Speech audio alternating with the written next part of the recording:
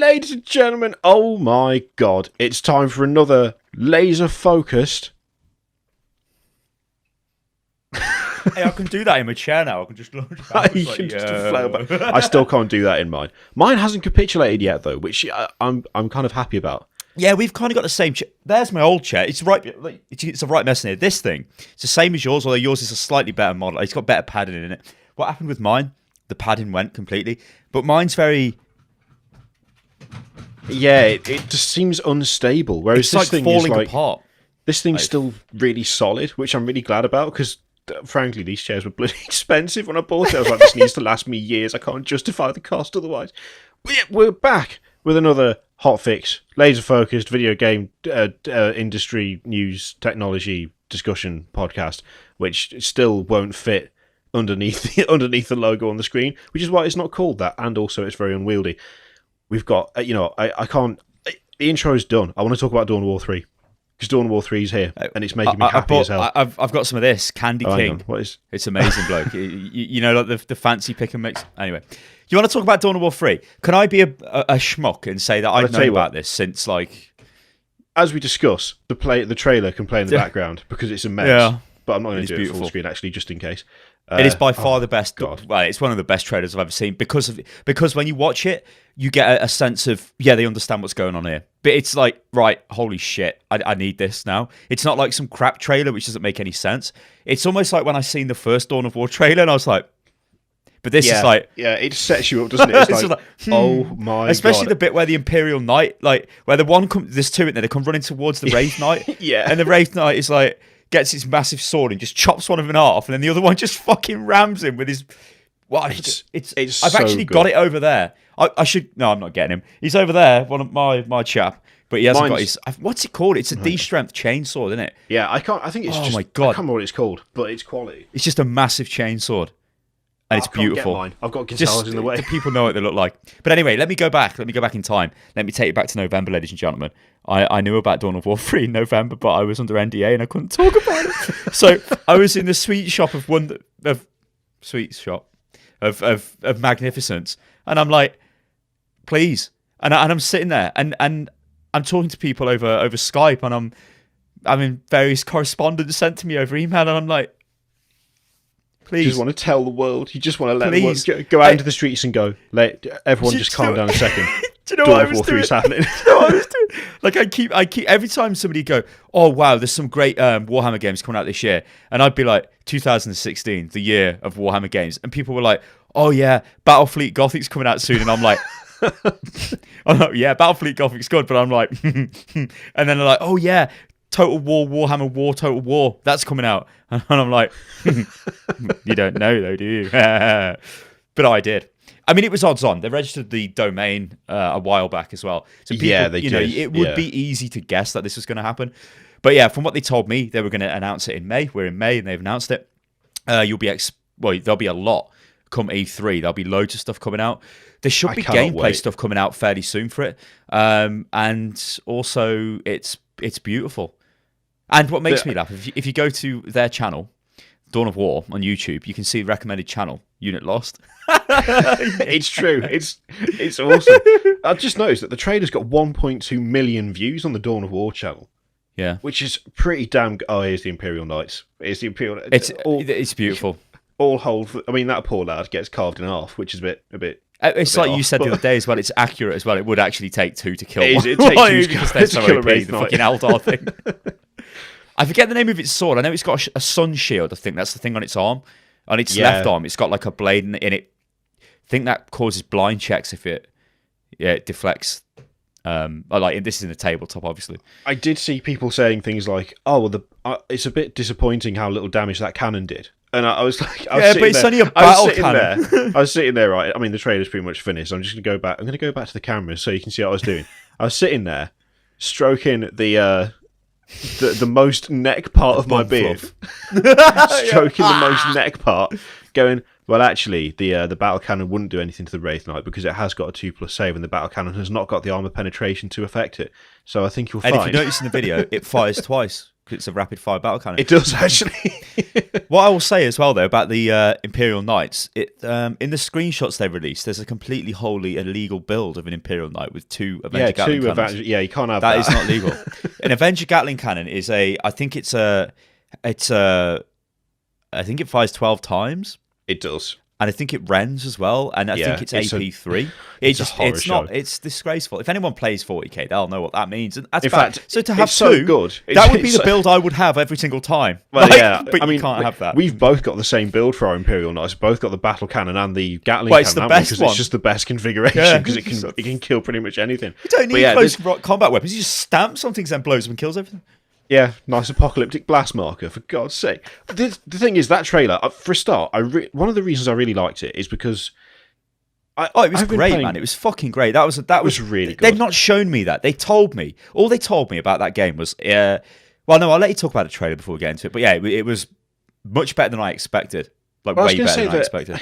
The previous 2 trailers were really good, like for Dawn of War and Dawn of War 2, I mean.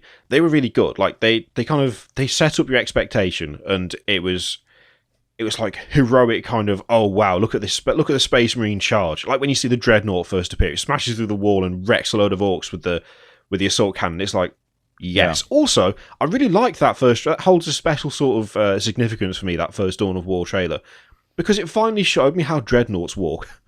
Because let's face it, when you look at a Dreadnought, it looks goofy as fuck. It's just a massive box on 2 tiny legs, and you're like, how does that have any form of locomotion? How does it get anywhere?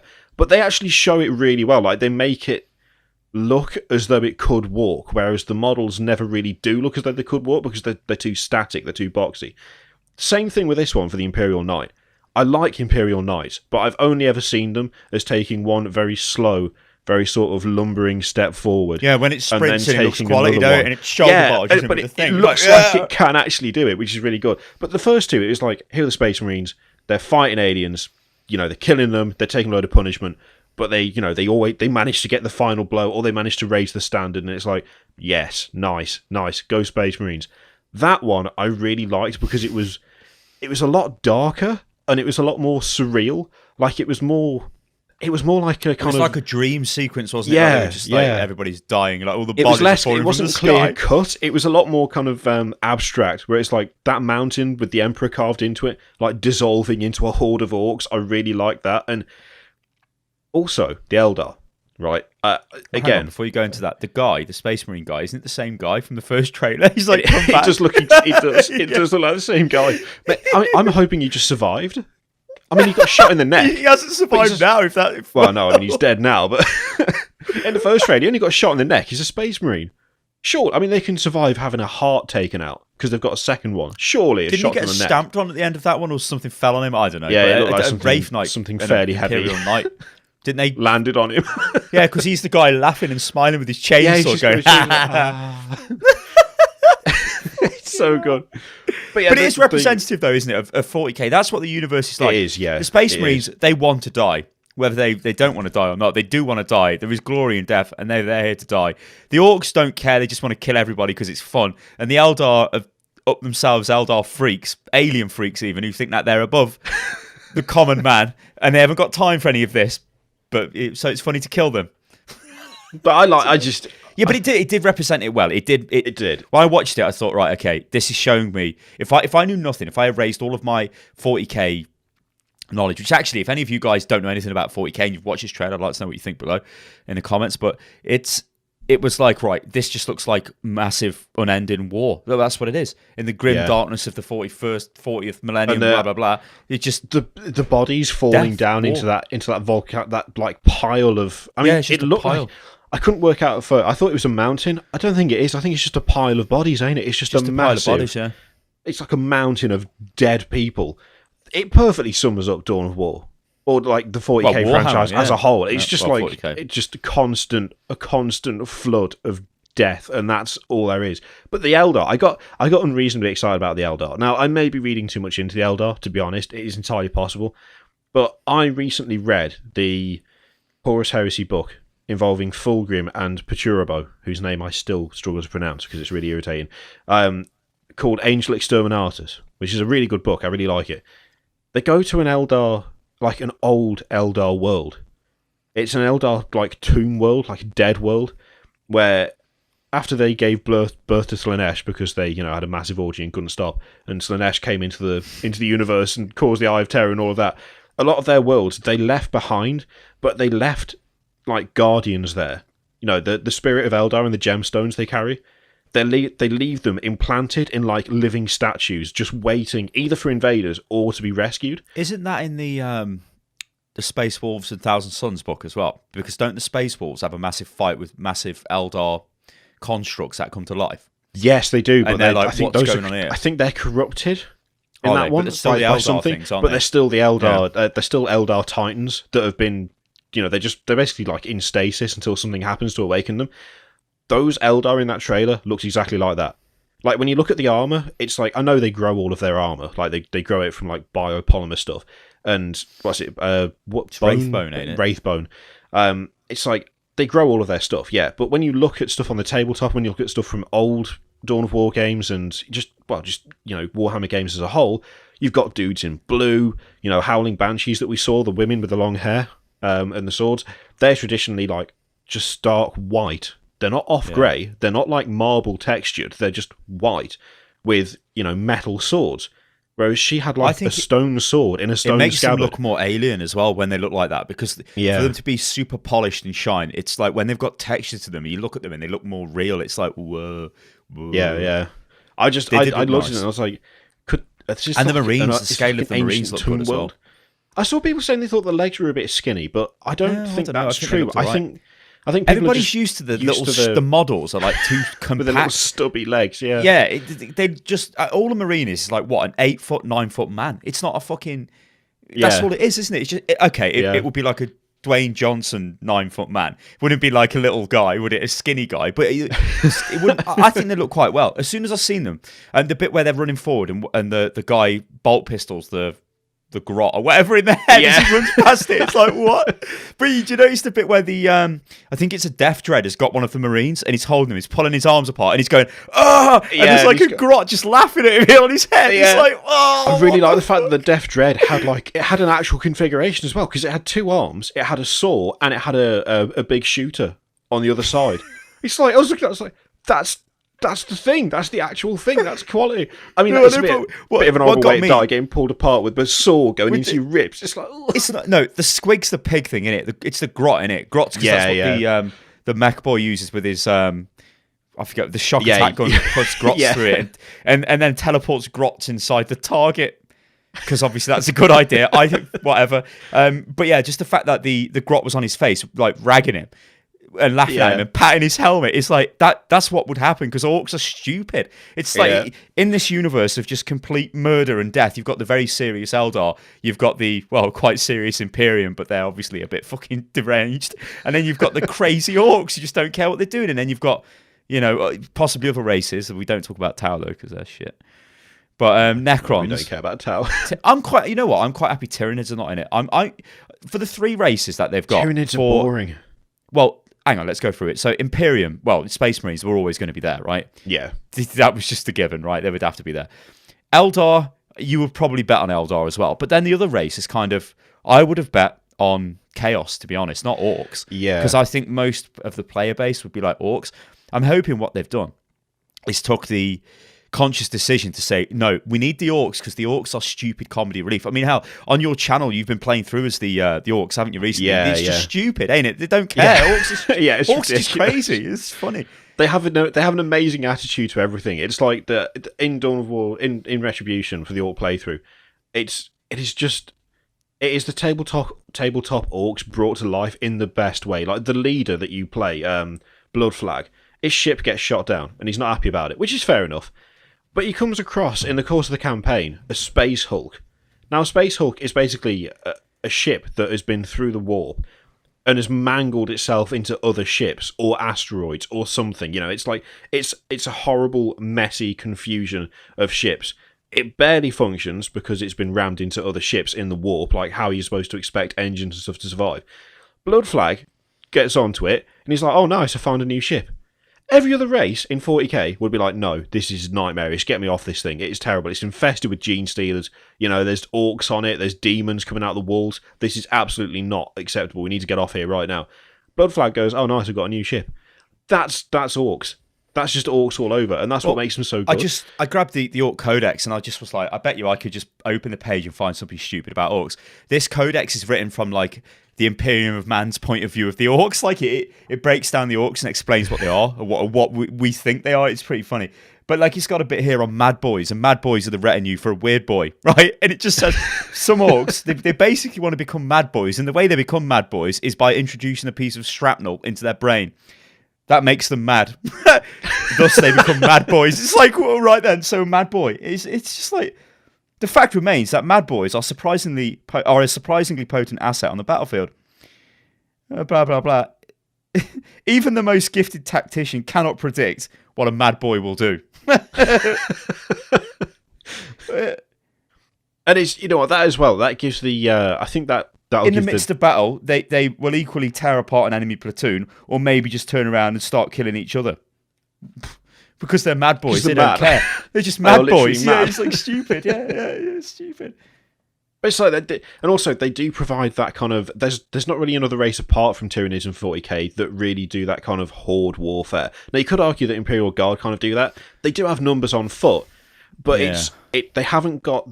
They're like a traditional sort of, almost like a World War II army more than anything, Imperial Guard. You know, they're all about regiments and regimented lines and trenches and, you know, fortifications and keeping them at range and shooting them down before they get to you. That's what Imperial Guard are about. They're not about charging across the battlefield, waving an axe bigger than you are and screaming at the top of your lungs. They're not about that.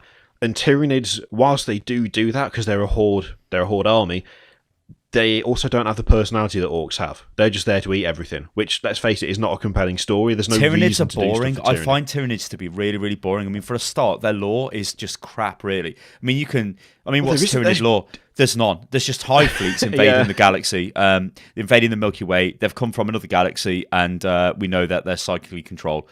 Are they running from something? We don't know. Have they just wiped every other galaxy out with the last one? We don't know, and that's basically it. That is the lore for them, and that is so boring. Like, I mean, no offense to people who play Tyranids and collect them. The models are nice, but to me, it's just there's no story to them. It's just like even when I see people who've done their own sort of Tyranid army. On the one hand, I'm like, that is a quality color scheme that guy's come up with, but the backstory is all the same. It's like here is Hive Fleet, here is Hive Fleet Gothic. Yeah. And it's going through the Gothic sector. Yeah, that's the story. And it's like, well, who's the leader? Oh no, well the leader's always just a bigger Tyranid, and that's it. I think there was Leviathan wasn't going through a sector, was it? Wasn't that the one that smacked up the Ultramarines? That was Leviathan. But went I straight think that just had its own name, didn't it? But whatever. They stopped it, didn't they, Blake? Because they're fucking Ultramarines, and they stopped the fucking unstoppable force. Go away, you Ultramarine scum. But yeah, like I'm happy for this, and I'm happy that it's actually come out, and I'm really looking forward to more information as it comes out. And as soon as they give me information, give me the go ahead to pass it out, I will. But it looks like they said to me, and a lot of this information has been, well, it's all been said really in the PC Gamer article, because I knew it was going to get announced, and I knew what the game was to an extent, but I couldn't say anything about it. And then PC Gamer just went and said it, so they must have had a deal with them. So obviously, it's out there and it's public knowledge now. But people like Dawn of War 1 and people like Dawn of War 2. I think I'm safe in saying that most people like Dawn of War 1. I know me and you have got a very similar thought pattern here with these games. I like Dawn of War 1 and I like Dawn of War 2.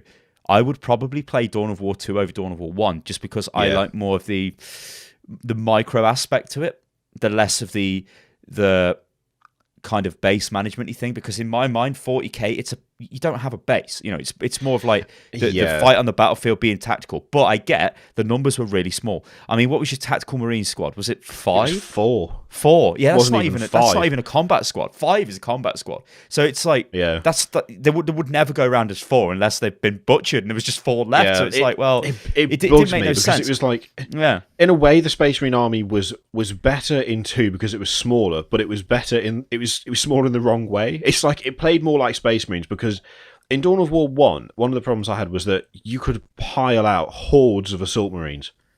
So no chapter has got hordes of assault marines. Like none of them have. Not anymore, anyway. You used to be able to do it with blood tactical angels, marines. but now, yeah.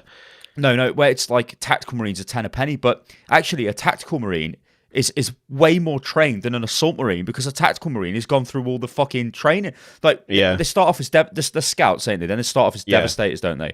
And then they go into like assault and whatever. Assault, and then I think they then go into tactical marines, and then from that point they progress either to veterans, vanguard, or stern guard, and then from there to terminator. But like, or sometimes if you're really good at one aspect, that you just become like a sergeant in that day, like an assault sergeant or whatever. Yeah, you just become a nutter. It's like some of the scouts are. Like the scout sergeants are really good, ain't they? But because they're really good at being a scout, they stay as a scout. They stay scouts. But it's like the but what I'm saying is, a tactical throwing marine away tac marines is crazy. Yeah, it's like this guy you trained for hundreds of years. You just threw him away. It's like, what? But it doesn't matter because we've got another 20,000 of them apparently coming out the barracks. This isn't the fucking heresy. We've not got legions here. So that was annoying. But you can't deny that Dawn of War 1 looked better when it was a massive fight going on, because it was just like the battles. It was just like, I think the battles were better, but the balance was worse in terms of like the way the armies played for what they were. So Space Marines were too big, and it didn't make no sense. It only makes sense if it was Imperial Guard against Orcs or something. Then it would have worked pretty much. But like my thing with the base building, I really love base building in RTS games. I mean, I'd take that all day of the week in an RTS game. But with the 40k thing, Marines get deployed to a planet to sort something out. They're a surgical strike force. They are not in the heresy. Okay, they were fucking a massive war machine, but they're not now. They're sent in surgical strike force. They've got some sort of objective and they do it. They don't build a base and then train soldiers and then they come out. The training of their troops is done in the chapter. Well, the home world basically. The fortress monastery. The fortress monastery. Yeah. So to me, it was always a bit weird, but you can kind of just let that go. But anyway, Dawn of War 2 or 3 it's going to be the scale. It's going to be bigger than Dawn of War 1's scale, but it's going to be more like Dawn of War 2 when it comes to the combat, which I think is exactly what I wanted from this. And in fact, you made a video on this channel and said that's what you wanted, and I completely agree. That's what I want as well. Yeah. And also the base building. And they're giving us all of that. So they know, they've listened to people, and they've gone, right, we're going to give you the best of Dawn of War 1 and the best of Dawn of War 2, and we're going to make it bigger. And that's what they're giving us. And that is what we wanted. Now, we need to get our hands on the game to play it to make sure that it actually is good. But if they're starting off on that foot, that's great. And this cinematic absolutely looks fucking mental. And it's like, if whoever directed that cinematic, I hope that is not something that Games Workshop have done and just given to Relic and gone, there you go, or they've made sure that this is the way it goes. I know Games Workshop do protect their IP, but there's been shit games, doesn't there? I mean, shit trailers for Warhammer stuff. So I hope Relic completely came up with that, and then Games Workshop just okayed it, because that they would always okay that because it looks fucking crazy. And if they said no, and then we got a different trailer, and then it came out a few years down the line that was the trailer they said no to, I'd be driving up to Nottingham and I'd be having a word and saying, excuse me, smacking a bitch. Yeah, there would be a beat down. I really love the introduction of like the super heavy units as well, though, because it's like oh god, I was getting people sending me messages over Twitter, that looks too small to be a Titan. I'm like, mate, it's not a Titan. Well, technically, it's a Night Titan, but it's Imperial Knight, mate. It's like, and he's like, oh, I see. I was not aware that unit existed. Blah. And I'm like, well, why even send that message to me then? Why even tell me? God damn it. The chances of seeing an all-new unit in a Warhammer 40k game is second to none. Games Workshop... They've only been out a year, haven't they, Imperial Knights? Yeah. In fact, actually, Dawn of War 3 has to have been in production for quite a while, so for them to suddenly... Yes, it's been in production since Company of Heroes 2. Since Company of Heroes 2 finished, that started. It was already running, I think, as that was going. That's a fair bit to add in, but I love that, because in Dawn of War 1 and in Dawn of War 2, I think you could have the Baneblade in Dawn of War 2, couldn't you? Pretty sure you could. Yeah. I didn't really play Imperial Guard that much, but it's like you had the Baneblade, and the Baneblade was like, oh my god, look at this massive tank, what the hell. Dawn of War 1 you had, and Dawn of War 2, thinking about it, I'm just off my face at the moment. What is it, the Greater Demon of Nurgle, what's his name? I've forgotten his name. The big, huge, fat dude. The green guy with horns that Chaos could have. Not Plaguebringer, they're the small ones. No, he's the... He's the Nurgle guy. He's the bloody big guy with a sword in it, with a belly that's cut open. Yeah, I'm trying to remember what he's got a specific name, but I can't remember what it is. I'm just on a quick look. Great Unclean One, that's it. Yeah, Great Unclean One, yeah. So you had like the Baneblade and you had the Great Unclean One. But then Space Marines had like Terminators. And it's like, okay, Terminators are good. I like Terminators, but they're not really. Well, you don't look at Terminators and go, yes, that is absolutely the same as that massive tank. You don't do that. You don't look at really anything and go, yeah, that's the same as a Great Unclean One. Even the Avatar of Cain was nowhere near the size of the Great Unclean One. It was so massive. Actually having a proper super heavy unit with the Marines. Now I know technically, and I saw people complaining about this in one of the Reddit threads about it, where they're like, actually the Imperial Knight isn't a Space Marine unit. And I'm like, mate, they can ally with them. It's a knightly house. They go on crusades with the Space Marines. They absolutely do that. And it could also be a free blade as well, and it could be fucking working for Eldar. So fuck you. It could be. they literally could have landed on the planet, found a free blade, or found a knightly house, and gone, there is a shitload of Eldar over there. Do you want to give us a hand killing them? And they'd be like, fighting alongside Space Marines. Absolutely, let's do it. And they just do it. They would. Well, from my knowledge of Knights, there's actually a really good book. I think it's a Horus Heresy book on the Knights. I think it's the Mars one, where there's like house something or other and some other house, and they're supporting Titans. Yeah. And like for the Knights to support Titans is a massive honor. Because they're very they are like traditional medieval knights, the Imperial Knights. So it's a guy basically who sits inside the face of the fucking robot itself, but they're like ancient machines and all of that shit. And they're like revered, and they have like as we said, they've got like knightly houses and whatever. So for them to be in the presence of Space Marines is a massive honor to them. And it's like, but they're more than equal. They're better than Space Marines, and it's like. The Space Marines respect their power. It's not like, Imperial Guard turns up with the Space Marines. The Imperial Guard are just here to die. No, the Imperial Knights, fodder. Yeah, they're here to fucking do some work, and the Space Marines respect them because they understand that they're the bringers of death. And they also, I'm pretty sure the Space Marines also know from like repeated interactions with Imperial Knights just how like utterly mental it is to try and control an Imperial Knight, because they get what they do is fuck the brain, doesn't it? Completely? Well, yeah, because it's the Imperial Knight basically has an imprint of the personality of all the previous riders. So you've got like these knightly houses, and it's like passed down father to son, like it would be in an aristocracy and like an aristocratic family. And so by the time you get to like maybe even just like the 5th or 6th generation of rider, you have got like the previous generation's personalities basically trying to tell you what to do and take over your body. Yeah, but it makes them tactically dead good though. Isn't there a bit where I forget his name, but he lets like different personalities control it at certain times? Yes, yeah. Because it knows like this one is like a super close combat guy. It's just like, go on then, Uncle Dave, and he's got fucking crazy. And it also gives the actual knight itself like its own kind of limited intelligence. So like the knight isn't just doing what the rider says. In fact, I think it is in the one that's set on Mars. I can't remember the name of it. There is a point where they're tracking down an enemy machine. Like they're tracking down the signature of an enemy machine that they've encountered once before, and it nearly killed them. And the knight is like, it's over there. And the rider's going, the knight won't. I can't get the knight to go where I want. It wants to go left. It wants to go left. It wants to go over to there. And the other guy's going, no, we can't go over there. And he's going, no, we should go over there. The knight knows there's something. They're basically sentient, and the rider is trying to control them whilst basically having a fight in his own head with the knight, so the knight doesn't take over and do whatever the hell it likes, because it will, and it'll go crazy. There's even a story about about knights that go renegade in the Horus Heresy, and it's like the guy just gives in to the pressure of all of his ancestors who have controlled the knight. He's already weak. And his personality just gets obliterated. He just gets destroyed. It's like the knight is just doing whatever the fuck it wants. So I don't need you anymore. You're just sitting in the cockpit now.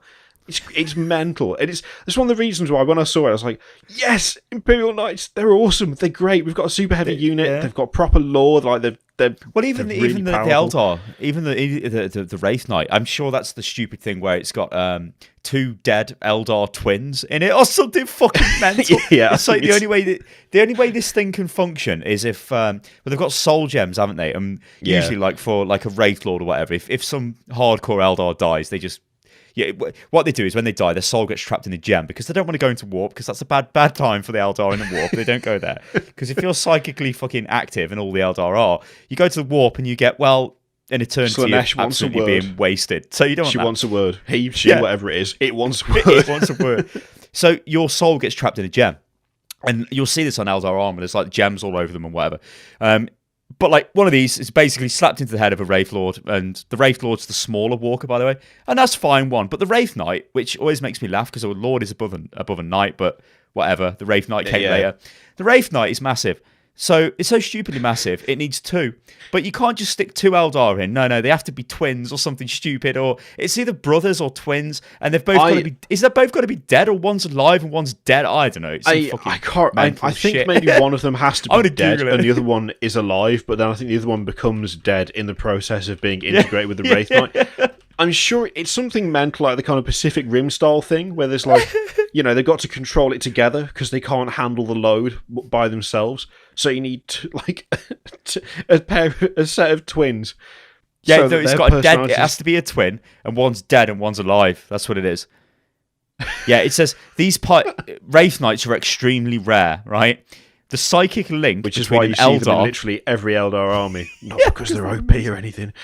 The psychic link between an Eldar and his twin is like no other.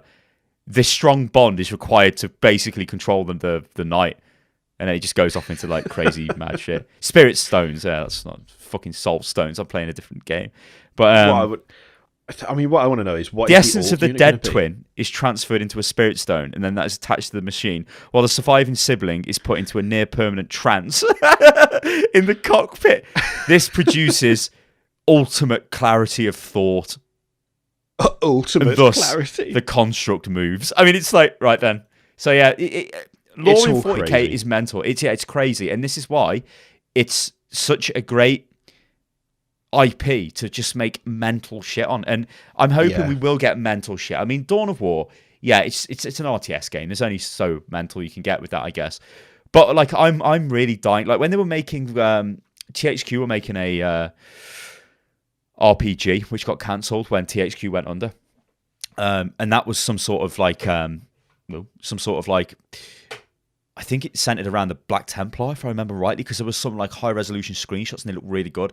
I would fucking kill to play an RPG, a good RPG, not fucking Gaunt's Ghosts or whatever the bollocks came out on the bloody iPad the other week, and it's absolutely shit. Why? And they emailed me and were like, "Are you going to look at the game?" And I'm like, "No, it's shit."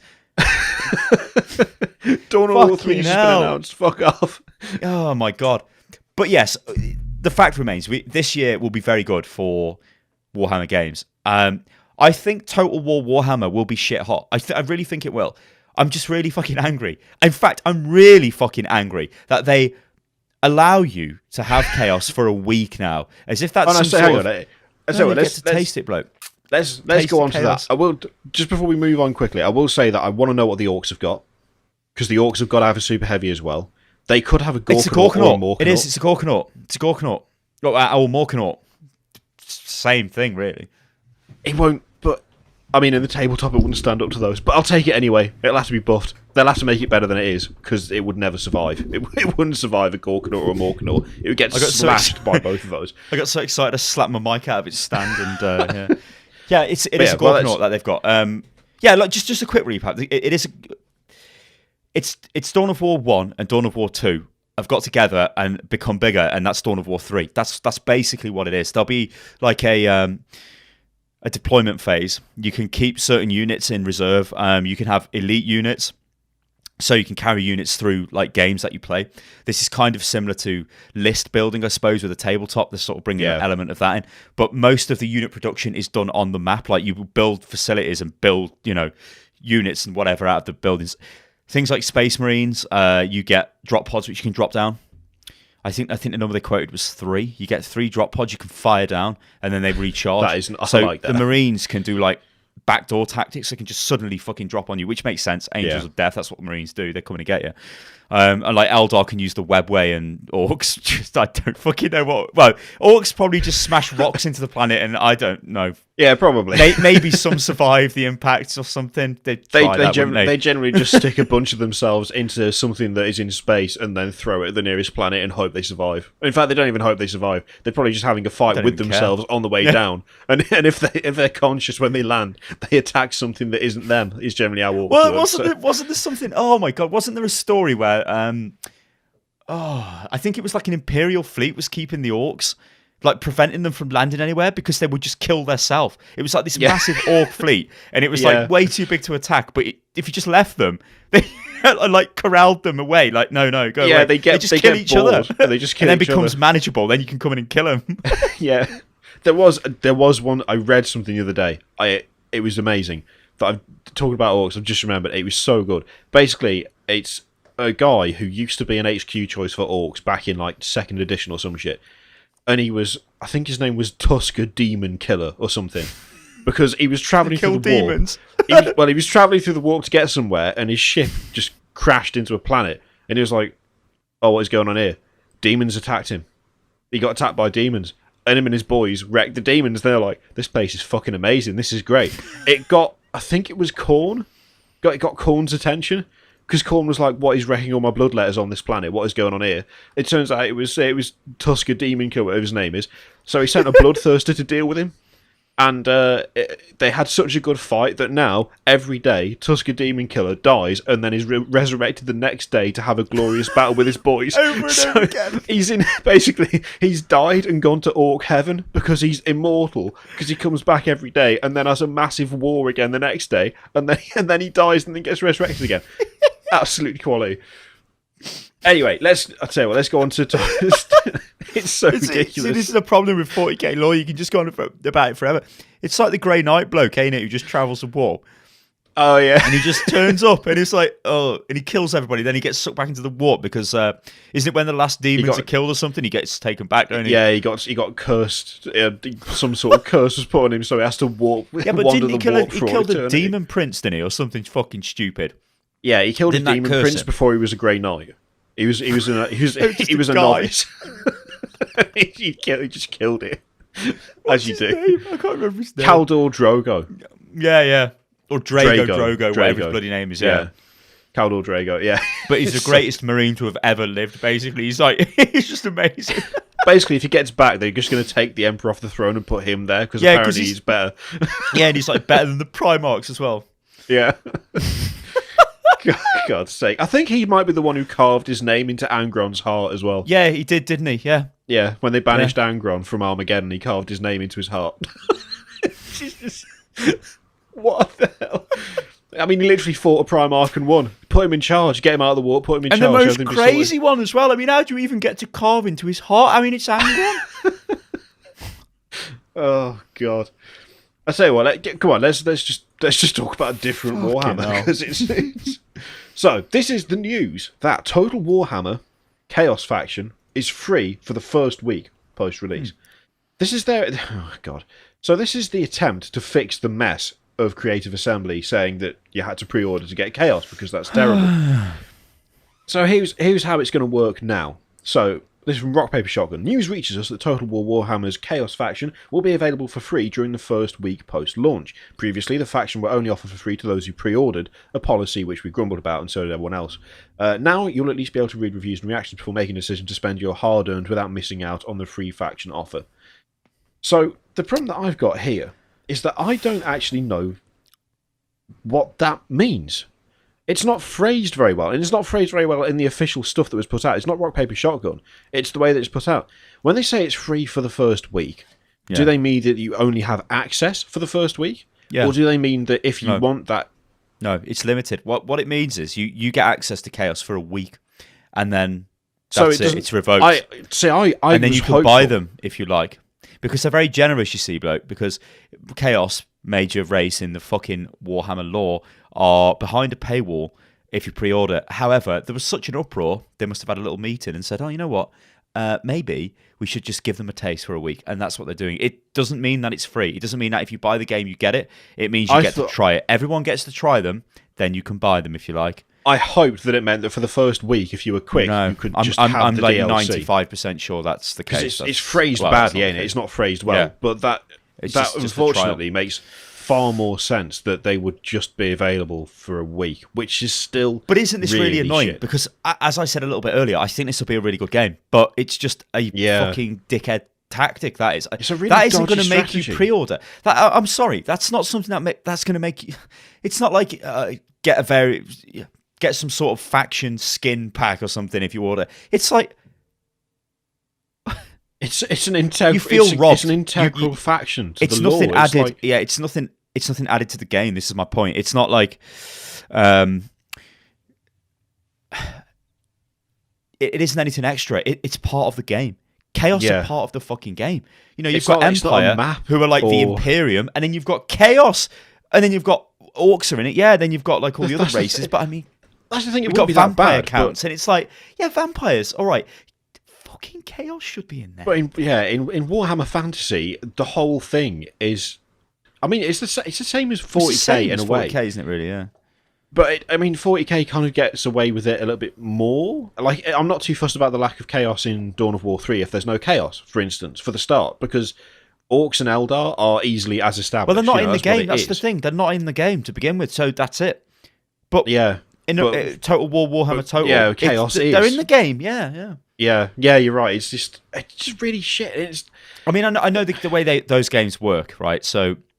The Total War games, you typically just pick a faction, don't you? Then you just start conquering a map. There's no like single player campaign or anything. So in a way, you can say, well, chaos. You don't have to have chaos, and you don't. But it should. If there wanted to be a race, it should have been the vampire plebs, and chaos should have been in the game. Because the vampire guys are extra, not chaos, because chaos. And there's no way in Warhammer Fantasy you would go out to conquer new lands and not come across chaos, because that's what the whole storyline is. That's the whole thing. It's like, I mean, at least in 40k, if you go off to some region, you might find some area where there's no chaos. There might just be Tau or Necron or Orcs or Tyranids or bloody. Give me a refresher on this, because I always thought it was you've got the Empire, which is like a haven, and then everywhere else is just wrecked with chaos and all bad shit. Like, so if you go outside the Empire, you're just into a war zone. As far as I remember, you've got the Empire, which is like the safe bit. You've got like vast swathes are just full of chaos or orcs, which are basically in the same camp. I mean, I know orcs make war on pretty much everyone, but that's still not good for you because they're still technically like forces of evil. And then you've got like elves, lying about in places. Yeah. But that's not like elves and shit. It's like that's fine, but it's not chaos, is it? It's just not. It's not the same thing. It doesn't have the same impact. Like, you could withhold elves and that'd be fine. You could withhold orcs and that would be fine. But you can't withhold chaos. You can't do it. It doesn't make any sense. It doesn't make any sense at all. It would be like releasing a FIFA game and not including Manchester United in it, unless you pre-ordered, or like Real Madrid not included. Or Barcelona not included. It's like, hang on a minute. Like, it's daft. It's totally daft. You just wouldn't. And it's mad. Especially considering that, like, the factions of Chaos are basically united by the fact there's so many of them. Like, it's not the same as in 40k fantasy. Like, fantasy a lot more clear cut. 40k, like, all these different races are out for themselves. They're all doing stuff because they want to do it. Fantasy is not really like that. No. There are separate factions, but they all have like an overriding purpose. The Tau and the Necron do not have an overriding purpose, but they're both enemies of mankind. The Orcs and the Tau are both enemies of mankind. They don't have an overriding purpose. Chaos and Orcs don't have an overriding purpose. You know, they might fight with each other, but they're just as likely to fight against each other all the goddamn time. Fantasy is a lot more clear cut. It's nowhere near that kind of, I guess, political, if you can even call it politics, when it's just, oh, we'll fight you, but there's someone over there we want to fight as well. It's like, that's all it really is. But it's not just a questionable decision, but it also makes me think that there's. Well, how do they make this dodgy decision in the first place, right? Sega is the parent company for both Relic and both Creative Assembly, right? Relic have shown us a trailer which appears to be absolutely everything you wanted and shows a total understanding of the game, of the universe, right? Then you look at Creative Assembly, who have showed you loads of stuff, which again is looks great, looks like old fantasy line battles. Obviously, it's a total war game. Fantastic, a match made in heaven. And then they go, oh, by the way, but we'll put Chaos behind DLC, or it's a pre-order bonus. Whoever, I don't understand how you would come to that decision in the boardroom, and I don't understand why. I don't think Games Workshop really give a shit, but I don't understand how they thought that would be a good idea, because it's only going to send people like me and you into fits of rage because it is such a dumb thing to do. It should have been another race. If it was another race, it still would be annoying, but if it was a minor race like it wouldn't be Tomb the end Kings, of the world. If it was the Tomb Kings or something like that, it's like, well, all right, then it's fine because I don't give a shit. Because, well, I mean, they discontinued their models, but, whatever, they're shit, right? It's like, whatever. They really But did. Chaos, it's like, what? Anyway. It's a crazy decision. It is a crazy decision. If they'd have done what I thought they maybe had hoped that they could have done, which is just like, in the first week, you can grab it and you'll have it, that would have made it slightly better, only slightly. But that, by the look of it, that's not the case, which is just totally crap. And it's not going to make me bloody buy it. It's going to make me get pissed off and not want to buy it. God damn it. We need good news. We need good news. Good news now. Let's have good news. Finally, YouTubers will soon receive money raised during content ID disputes. I say it's good news. It should be good news. It depends on how nice companies play with it. But I say, well, before I just read that off, let's just quickly explain how the current system works. So, you make a video. Someone else looks at that video, and Content ID claims it. They say, that's got stuff that I made in it. At the moment, I mean, it doesn't have to have anything they've made in it at all. It could literally be a video of you sitting there with just your face on the webcam with no music, just repeating words that you wrote. And you could still get Content ID claimed, which is totally bullshit, but that in a way is a separate issue. Someone sees a video. They say, this person has got content that I've produced. They've placed it in their video without permission. I shall Content ID claim this video. They then claim it. You then have to say, no, this is a mistake. There is no content from them. Here is a counterclaim. Here's the thing to say. This is all my work. I have permission to post this. They do not own this video. At which point, they will wait for 30 days until they have gained the revenue from that video for 30 days, and then they will release their claim, giving you the video back 30 days later, which means that you have lost out on all of the revenue that you would have otherwise generated in like the prime time for that video. Like when you upload these a video, arseholes as well, they target videos that go viral. All they do is they sit and they look at YouTube, look at the new videos coming out every day. They find one which appears on Reddit or appears somewhere else and is getting a shitload of views, and then they claim it. And then they sit there and they laugh because they know with YouTube's system it's going to take over a month for them to actually do anything about it. So you're screwed as a content creator. YouTube is going through a bit of a change now, and I think it's for the positive. I mean, we're going to be in a situation fairly soon where networks are irrelevant. A network is irrelevant right now. Like I can categorically tell you, the network I am in is absolutely irrelevant. It does not care for me. It takes revenue of my money, and that's it. And that's all it does. It doesn't protect me from anything because, well, the days of needing protection from uploading gaming footage to YouTube are gone. Nobody will issue a copyright strike against you for covering their game. Nobody. The worst that you can expect at the moment is like an accidental claim due to, say, music or something. Well, that's happened. All the networks are any good for is if they do like brand deals and they do it across the network, but they only do it with their major channels, which is understandable. And I think networks know this, and they're in a downsizing phase where they're shedding off a lot of their support because they don't need it. I mean, I used to have a channel manager. I used to have a guy who I could talk to about my channel. That was 2 years ago. Don't have that anymore. I mean, I'm not saying I needed that or anything. It was great that I had it and it showed support. And even like I remember the Game Station before it became Polaris. And obviously Disney bought them out. They would like include you in network news shows and all kinds of stuff. I think I've been on the Daily Bite once, which is the thing Dodger presents. Though she did present, I don't know whether she does it anymore. Like once, and it's daily. It's like, I'm not saying I should be on it or any of that stuff, but the network, all I'm saying is a bit irrelevant. So I think what's happening is you won't need a network pretty soon. YouTube want to be more connected with you, and they're giving you more ways to protect yourself. This new ID system, when it rolls out, is good because it means that you shouldn't lose revenue. Because going back to my original point, these wankers go around and they claim videos for stupid reasons. Oh, it's got my music in. And you're like, hang on a minute, it doesn't have your music in. You Google the name of the company and you find loads of threads all over the place. What the fuck is this company? It's just claim my video, blah, blah, blah. And it's like, yep, that company is a shell, just some scammers company. And they're just taking the piss out of what is an automated system on YouTube. In fact, they've probably even automated it at their end as well. They've just got a bot doing it. And then they sit back and laugh at how much money they've made every month because it's not traceable. This should shut them down and this should help protect creators. Anything that protects creators is great. And yeah, I think YouTube's getting a little bit better, which is good. Yeah. Which So I mean, maybe this is. Do you think this is because of like Twitch is getting more popular? I mean, I hope it is. And it could be, but there's also been a massive uproar about all that. Like, what about the fair use and all of that stuff? That stuff kind of had been building for a long time, but then it came to a head because a lot of very popular channels were suddenly going, "What the hell is this? You need to start sorting this out." It's like I think everyone individually had the thought that it was like getting beyond ridiculous, like the content ID stuff, the fair use stuff. It was getting beyond stupid, but there seems to have been like a breaking point where everyone collectively went, maybe if we stop bitching about it to each other and bitch about it to YouTube, they'll do something about it.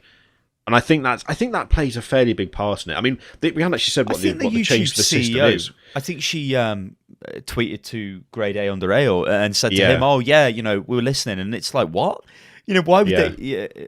I mean, well, I mean, actually, his recent video is very hypocritical, to say the least. Say the least. Drama's bad. You're a drama whore. I'm commenting on drama. He lost me when his criticism of Markiplier talking about drama was to comment. He went a bit hardcore on that guy. And start insulting him for his appearance. It's like, what's that got to do with anything? It's like a dickhead move. Don't do that. It's like if you want to have an argument. It was drama generating, and that's what he was doing it for. Yeah, pretty much. Fucking stupid. But yeah, you know, I haven't produced drama for 2 months. Look at all this drama. Oh, okay. Well done. Millions of views later. But yeah, the change they've actually made, because I haven't said what the change is so far. So previously it would be they put a claim in, they wait for 30 days, they take all of your money, they then release a video and say, lol, look, I've taken all of your ad revenue for 30 days. The prime growth period for your video is gone because like the first few days are critical for a video success. It's something that's there's some on the nose. Exceptions to that. I mean, I'd say 99% of the time, yeah. If I upload a video right now, it's going to get views in it over the next couple of days, and it's going to calm down. You could make a video on something, and then it gets like if you made a video on like I don't know, like an early version of a game. Maybe you went to like a PAX East or whatever, and you made a video on some indie game that's coming out, and you put it on your channel. Nobody really knows about the game yet, blah, blah, blah. A few months down the line, they might start searching for it, and then suddenly you'll get views on it. But yeah, you were very right. We've actually had that happen with a few videos that we've done, which is like, you go back to what you did ages ago, that's gained, like, where the hell does that 20,000 views come from? Usually it comes from things like Steam sales. If there's a Steam sale on, and it's like a game that there's a video on the channel about, it'll be like, people will search for it, and then they'll find it. Yeah. And like time-sensitive stuff. Like we did, I think, was it the one you did about Legion? And there was one I did about changes to Steam, like the Steam refund system. Yeah. Like that kind of video where it's like the news has happened right now. The video is out within an hour of the news breaking. If someone claims that video at that point, then that video is dead in the water.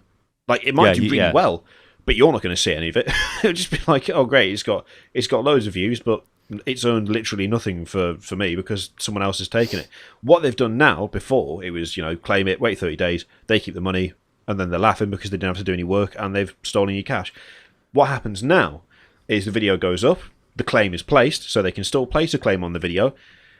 The money doesn't go to them during the dispute process. Now, why this wasn't the way it worked from the very beginning is beyond me. I don't know whether it was an oversight, whether it was laziness, whether they just didn't think about it, because it's such a simple solution that requires little to no thought.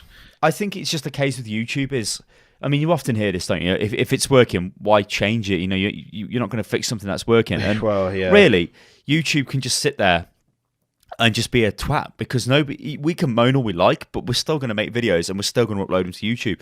And that's what happened. I mean, YouTube's traffic goes up and up and up and up and up every single month. More views, more subs. I mean, I think I've read something where it's like 300,000 people a day, like, make an account. It's like, what? And PewDiePie gets about 200,000 of them or something. I don't know. But it's like, it's stupid. It's like, it's such like mental numbers like that is crazy. Yet YouTube and probably even still now, it doesn't really make much money for Google. It's a good job Google run YouTube, because Google have got infinite cash money, so they can just be like, well, okay, we can support the infrastructure, we can do this, we can do that. But it's not actually this golden money mine thing, for Google. Or Alphabet, or whatever the fuck they're called now. It was probably a holdover from when content ID claims weren't being made. Like when they were legitimate, when it was a case of, okay, well, that video does actually have content from someone else that you didn't give permission for. It's probably a holdover from when that was the case, because it's not like it's always been like this. It's just been getting worse and worse and worse. Like, it started out with not happening that much. Then it was like, a few people got wind of it, and that's when trouble started. But then there's just been like a massive epidemic of it. And now what happens is, they place a claim. Whilst the dispute's in process, once you've filed your counterclaim, your dispute, and said, no, there's no content in there that this person owns, they do not have a right to this video, the money doesn't go to the person who's claimed it. It goes in a little jar, like a little virtual jar. It gets stored.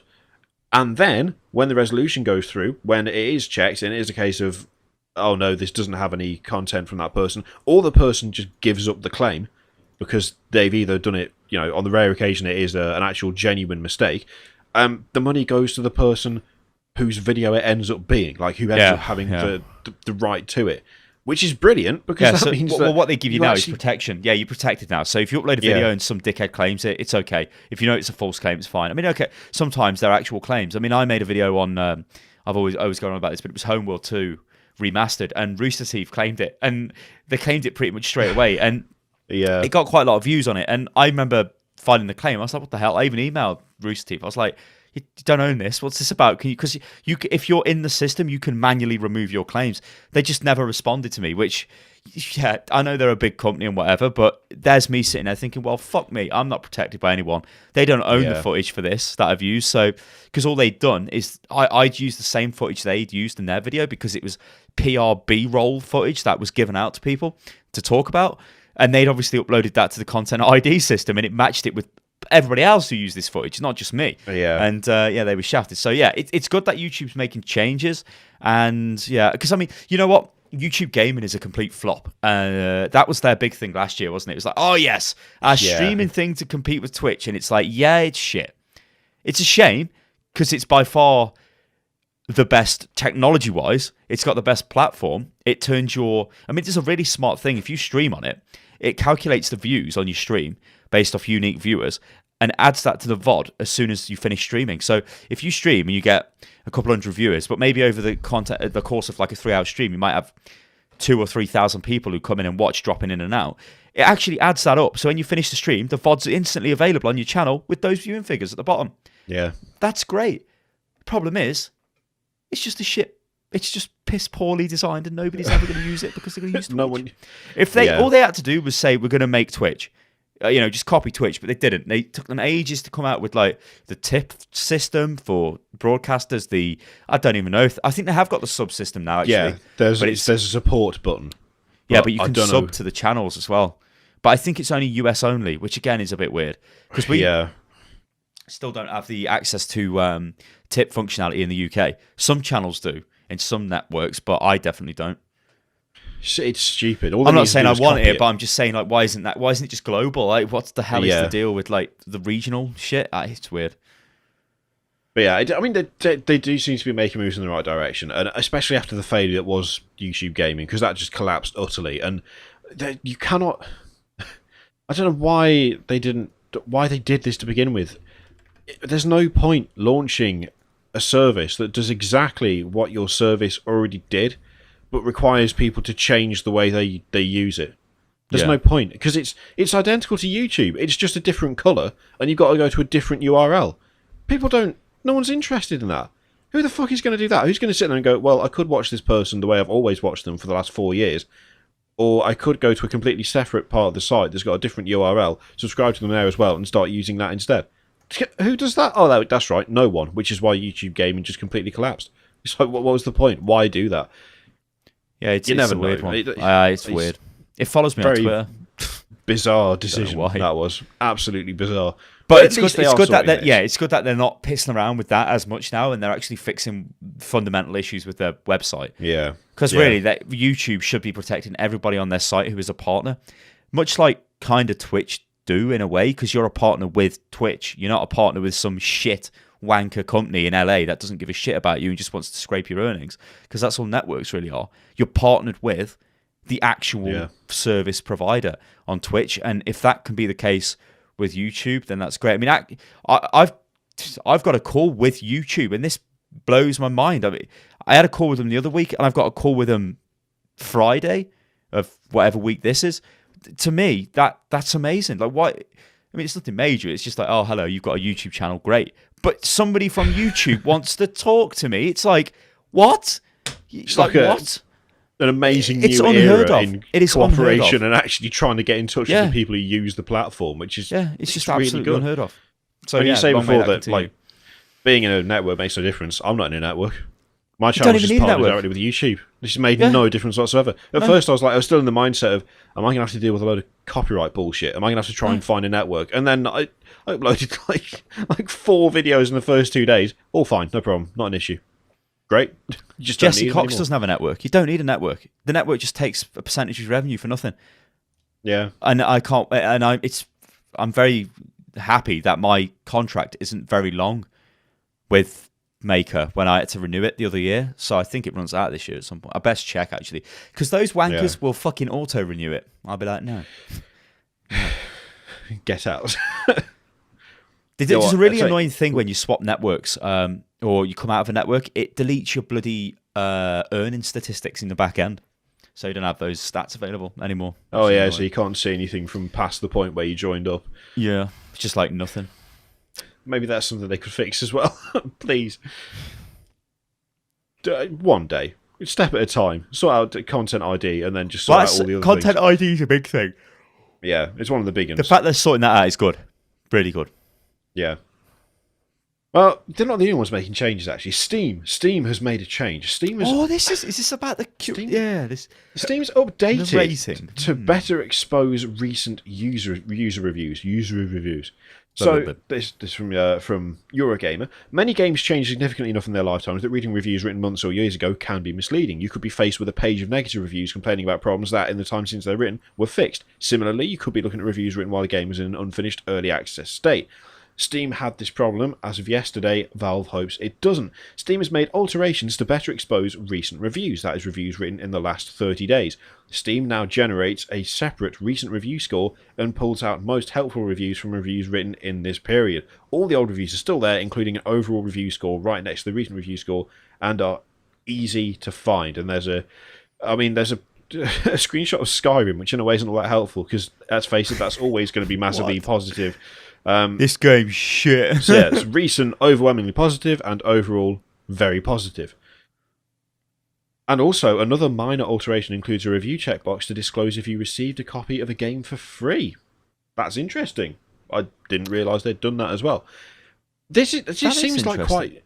See, that's like, let's just talk about that a little minute. The whole thing about getting a game sent for free, because a lot of big YouTubers who like cover a lot of games, they do say, "Oh, we were sent a copy of this game for free." I'm gonna straight up tell you right now: if you send me a game for free, it does not make me think any more of the game, because it's just it's not like, wow, you sent it me for free. The hilarious thing is, companies do think that YouTubers think this way, and they'll be like, "Yeah, we'll send you a copy of the game," and it's like, yeah, that's typically what you do for reviewers. Yes. And what how else do we look at the fucking product, you cabbages? You know what I mean? And they're like, it's bullshit. I mean, there are dickhead YouTubers out there and streamers who think it's great that they've got a game sent to them for free, but yeah, it has no bearing whatsoever on what I think on anything. It's just like, well, whatever. And if people want to read something into it, then they'll read something into it either way. Yeah, in the area of transparency, all games, well, not all games, but most games, you do get sent for free if you are a YouTuber of a certain size. Like me, I get games sent for free because, well, they want me to make a video, don't they? It's free. Look at it this way, right? I seen the guy from Focus, I forget his name, on Twitter, and he said, wow, Battlefleet Gothic was going on about how many sales it made. 800,000, 500,000, I think it was 500,000, something like that, sales. Yeah. amazing for such a small team. Wow, great, something about marketing or other. And I'm thinking, I think I've done about 350,000 views on that game in videos I've made. And I am off my tits in those videos because it's a fucking good game. How many sales have I driven? And what have they done for that? They've just given me the game. So from his perspective and their perspective, well, that's amazing marketing because it cost them nothing. They just gave me the game. Yeah, and off I go on my, whatever the hell I'm doing, playing games, because I want to show you guys good games, and that's great. I get compensated by YouTube, by the adverts that's shown on the video. But I think it would be interesting if you could accurately track. I mean, it's impossible because people could watch your video and then go and buy the game. I mean, you could track it through links, right? So you could have a link in the description. So click the link in the description if you want to check the game out, and you could track it that way. But advertising doesn't really work like that, does it? If you see an advert on the TV, the advertiser doesn't know that you've looked at it on the TV and then thought maybe a week later, oh, I'm going to buy that. And you've influenced them that way, do they? So it's untrackable. Yeah. But it just makes me laugh because there's a lot of power with YouTubers, and some companies understand it and they treat you well.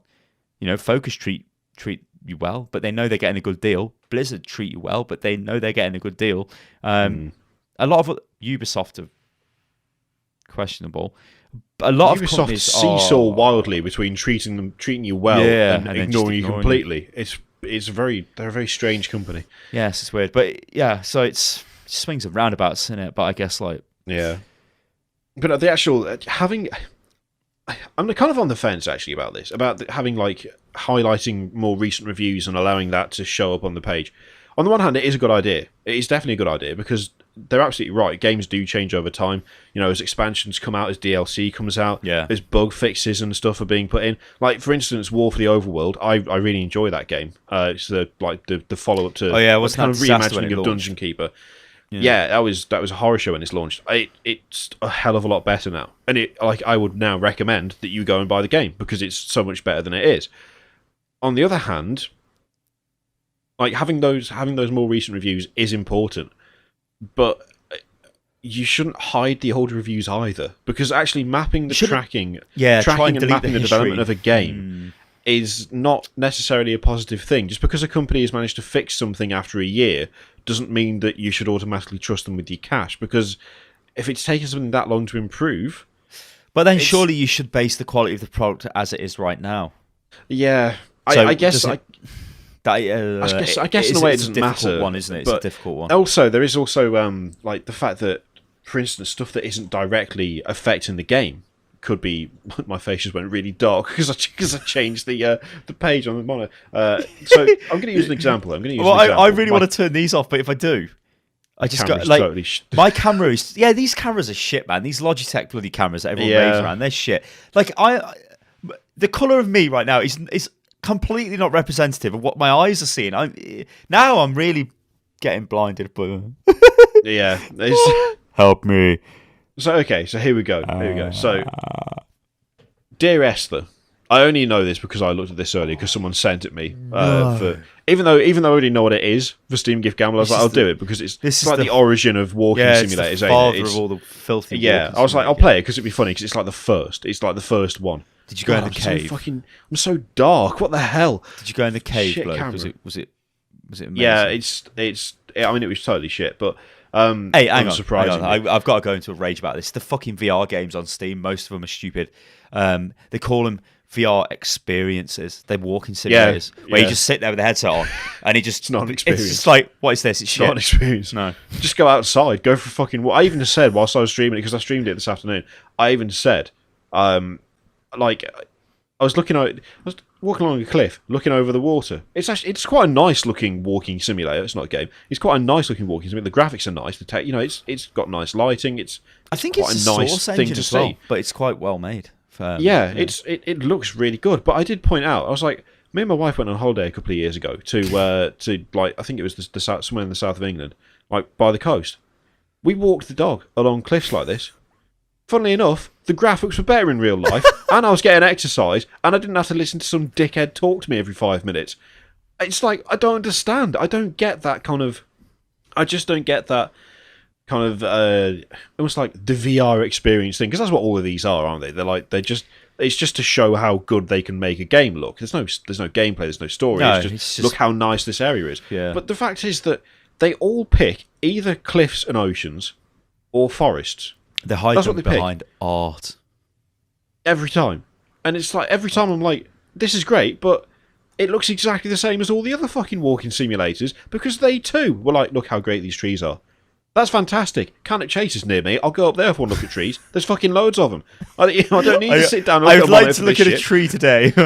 Yeah, it's like, it's. I mean, the VR thing is quite, it does make sense. I haven't done that much VR recently because I've obviously been doing Overwatch and I've been playing Stellaris, which is a fucking great game. But I check it and I get sent codes for games, and again I look at shit and I'm like, well, what have I got? And it's like, oh right, Ricera VR.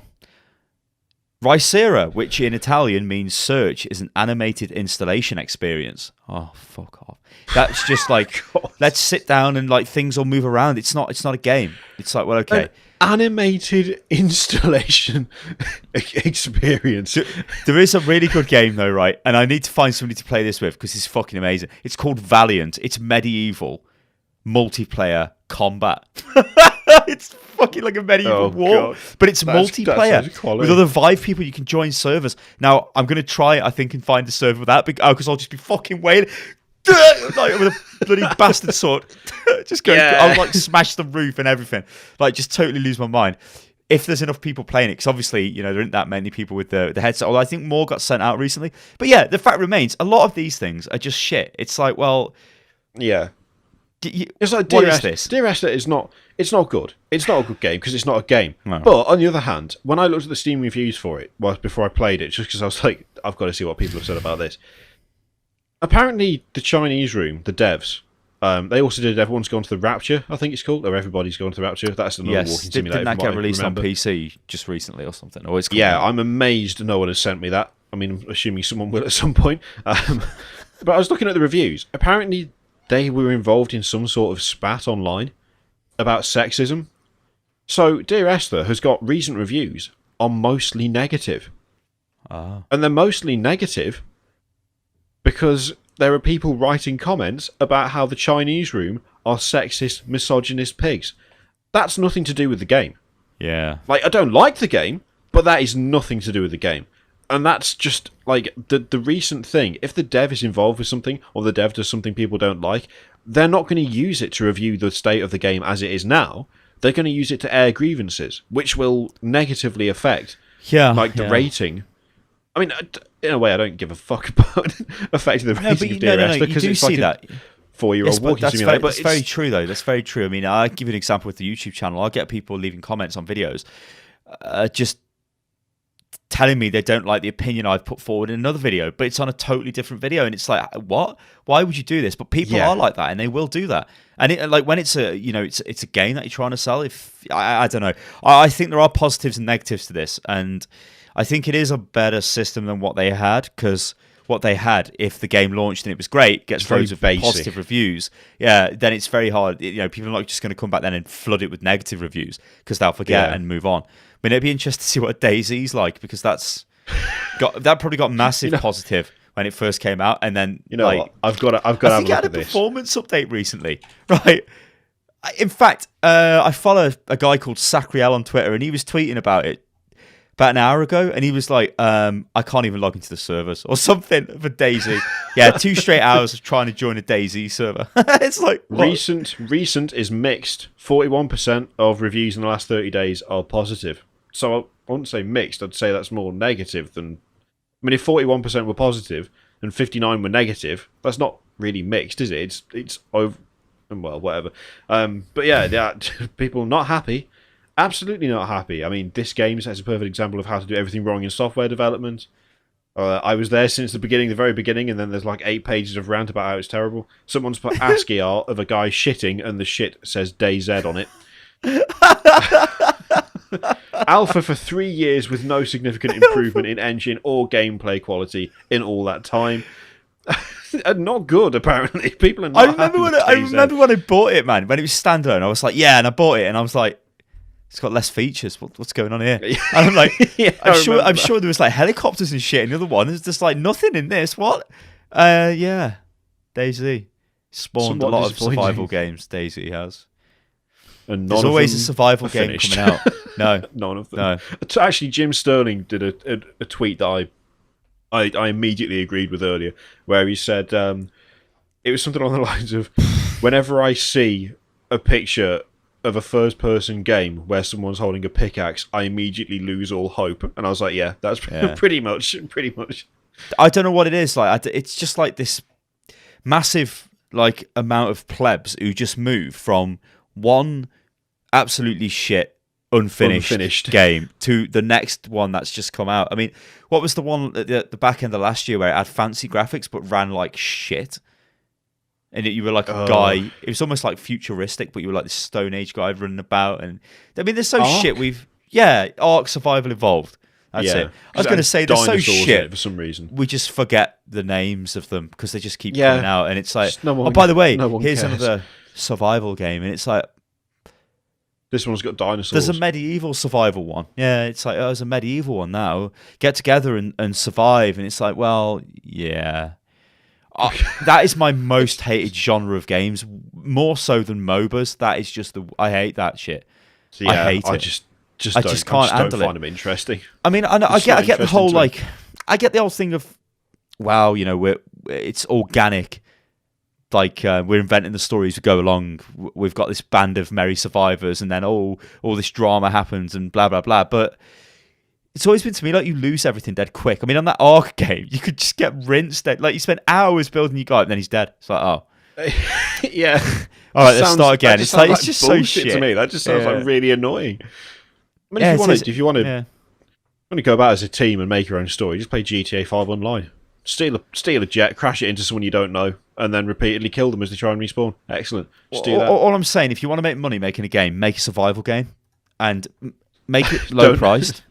Because, like you say, it's only going to be $10.99 because you know you're not going to finish it.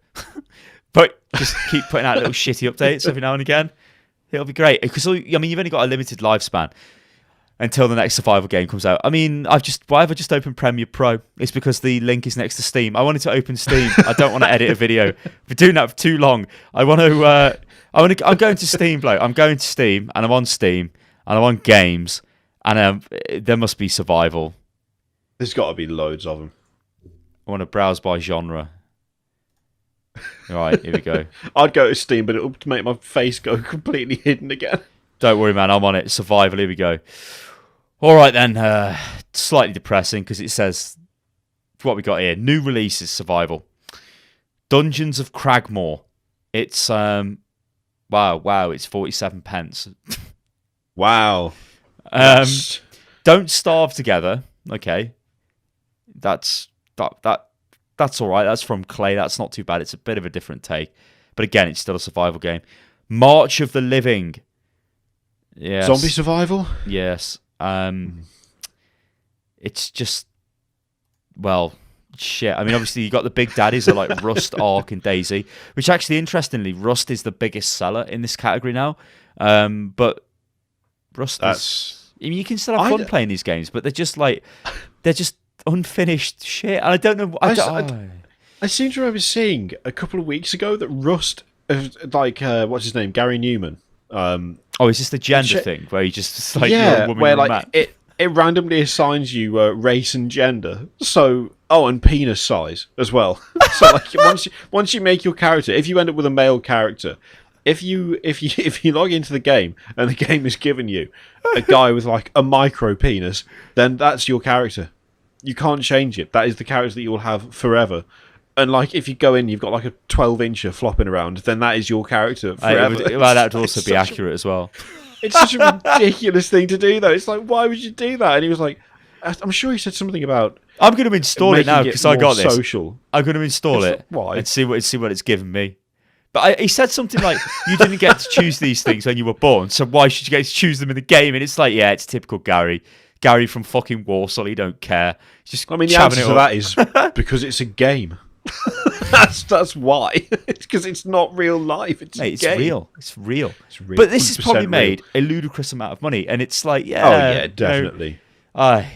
These games attract. It's like that fucking H1Z1 game. They attract this population of like prepubescent, idiotic wankers who want to play hip hop down their microphone because it's funny, or have got a soundboard of somebody shouting abuse, or Dank just want memes. Yeah. They're going to fill you with so many dank memes. You're going to be so dank that They're gonna display their collection of rare Pepes, which I now know what that is. I don't know what that is. All right, hang on. It's You've a got to picture of school me it's, here. It's a bird. it's a in it picture in of a frog. Warcraft. What? A Why is there rare a bird Pepe, in Warcraft Pepe, called Pepe, Pepe. then? PP. I don't know. EPE. A rare Pepe is it's just a picture of a fucking frog. I don't know why. I mean, there you go. Know your meme. I've even sent you the link. So Know your meme. It's knowyourmeme.com. It's so Rare depressing. Pepe. This is a thing that happens. Oh, it's that frog. Yeah, they are photoshops of the character Pepe the Frog, which are ostensibly valued as if they are trading cards based on their relative saturation on the web. After a collection was posted for sale on eBay in March 2015, rare Pepes have been frequently listed by users on other online marketplaces. What the fuck is... What? I don't... It makes me... I'm not going to lie, it makes me feel old, bloke. It makes me feel old. Yeah, no, things like When I this was do, first like, on the internet, I didn't know... I thought that this was a shit Pepe. existed. That thing. It's like a fucking thing in Warcraft. It's like a little bird. Pepe. Oh, no, that's... When I went to... that probably won't even be in like a reference to it. That's probably just a guy that they made. Yeah, but that's everywhere, that is. It was on top of Blizzard's Christmas tree or something stupid. I don't know, bro. It's fucking next level. But well, yeah, it does make you feel old, and you're like, what, mate? When you're trying to work out what people are saying to you, and you just you can't. It just makes no sense. It's like, come again, can you sir. imagine Come again. What are you trying to say? Imagine going into like an AOL chat room when you first get the internet, when you got 28.8K AOL chat room and talking about fucking dank memes and rare Pepes. It's like, what? Oh, I'll share my rare Pepes whilst we have a game of Age of Empires 2 once I've unplugged the phone so I can plug the modem into the wall. God damn. I feel so old. You know, I'll tell you what, this is crazy good marketing in a way. It's irritating, but it's crazy good marketing. So talking of really old stuff, because let's face it is now, Call of Duty 4 Modern Warfare was a quality game, was it not, sir? We played that like mad for a while. I've got the original in my drawer. I tried to get it out last time we spoke about it, but it was so hidden I couldn't get it out. It is. There's a remaster. Yes, that game, right? It was. This is the game which spawned Call of Duty. So, okay, you had Call of Duty 1 and 2 and 3 and whatever, but this was the one that made it. Well, I guess made it modern, right? And it was like, wow. And at that time, I think it was 2007, was it? That came out? Yes. Something like that. It was the best shooter, right? I thought it was amazing. It was great. You had these abilities you could call in, like UAV online and all that shit, and it was awesome, wasn't it? You had the. It was just fantastic. We played loads of that. Yeah. So a remastered version, yes, if it's exactly the same. The problem is the engine they use is different. So if they've just sort of ported it in and it's just, a modern Call of Duty, I don't know what to make of it then. It'll probably be a bit gash. Either way, though, if you want it, you have to buy it. You can't buy it individually? Infinite Warfare. Dear me. No. Dear me. So Call of Duty 4 Remastered. That's really fucking bad. And isn't this will really only be expensive available as well? Like as a fucking bundle in. $80? What? Yeah, so it's only available as a bundle in with some of Call of Duty Infinite Warfare's many premium editions. What? So it's not just the base edition, it's one of the premium editions. Oh, so my your webcam. Now I'm not entirely sure. You're just like I'm using two webcams. It's bad. What? Press the webcam button on Skype and turn it on and off. I tell you what. Let me switch over to desktop again. It mangles the overlay because it's just like I've got this like death stare. Because I can It looks fine on mine. It's all lies.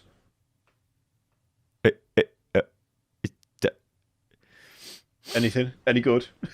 No, nothing. Oh my god! It's all right. Fine on the preview. Don't know what it's doing. Anyway, it didn't. Hilariously, it didn't mess up the overlay, so I didn't need to turn it off after all.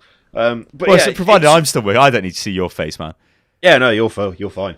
But yeah, I don't know what to make of this. It sounds like such a good idea, and I was like, oh shit, Modern Warfare remaster. Oh dear, I've got to pay for it. Like, but extra, not by itself. It's got to be done through Infinite Warfare, and not even just Infinite Warfare's not normal edition.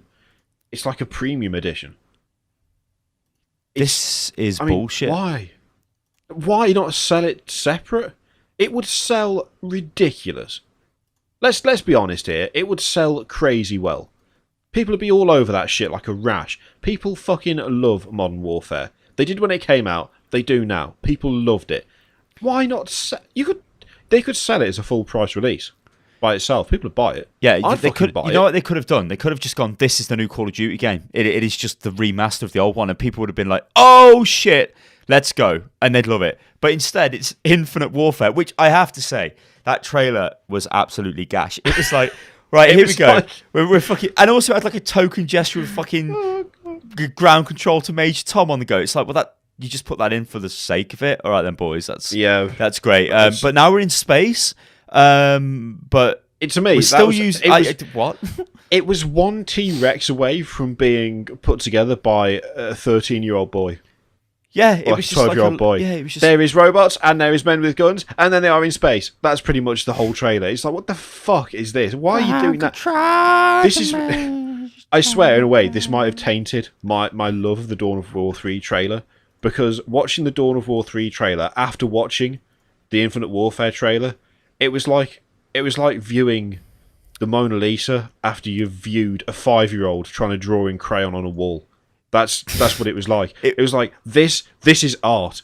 This is the ramblings of an idiot child. There is no comparison. There's no competition here. This is crap. It feels this like is excellent. Yeah. See, I don't get what they're doing with this because. Wasn't the last one in the future, and wasn't the one before that in the future? This is like it looks the same. Yeah, what's the next one going to be? The next one's going to be Warhammer 40k. Call of Duty Warhammer 40k. They're already at Infinite Warfare in the grim darkness of the far future. There's only war.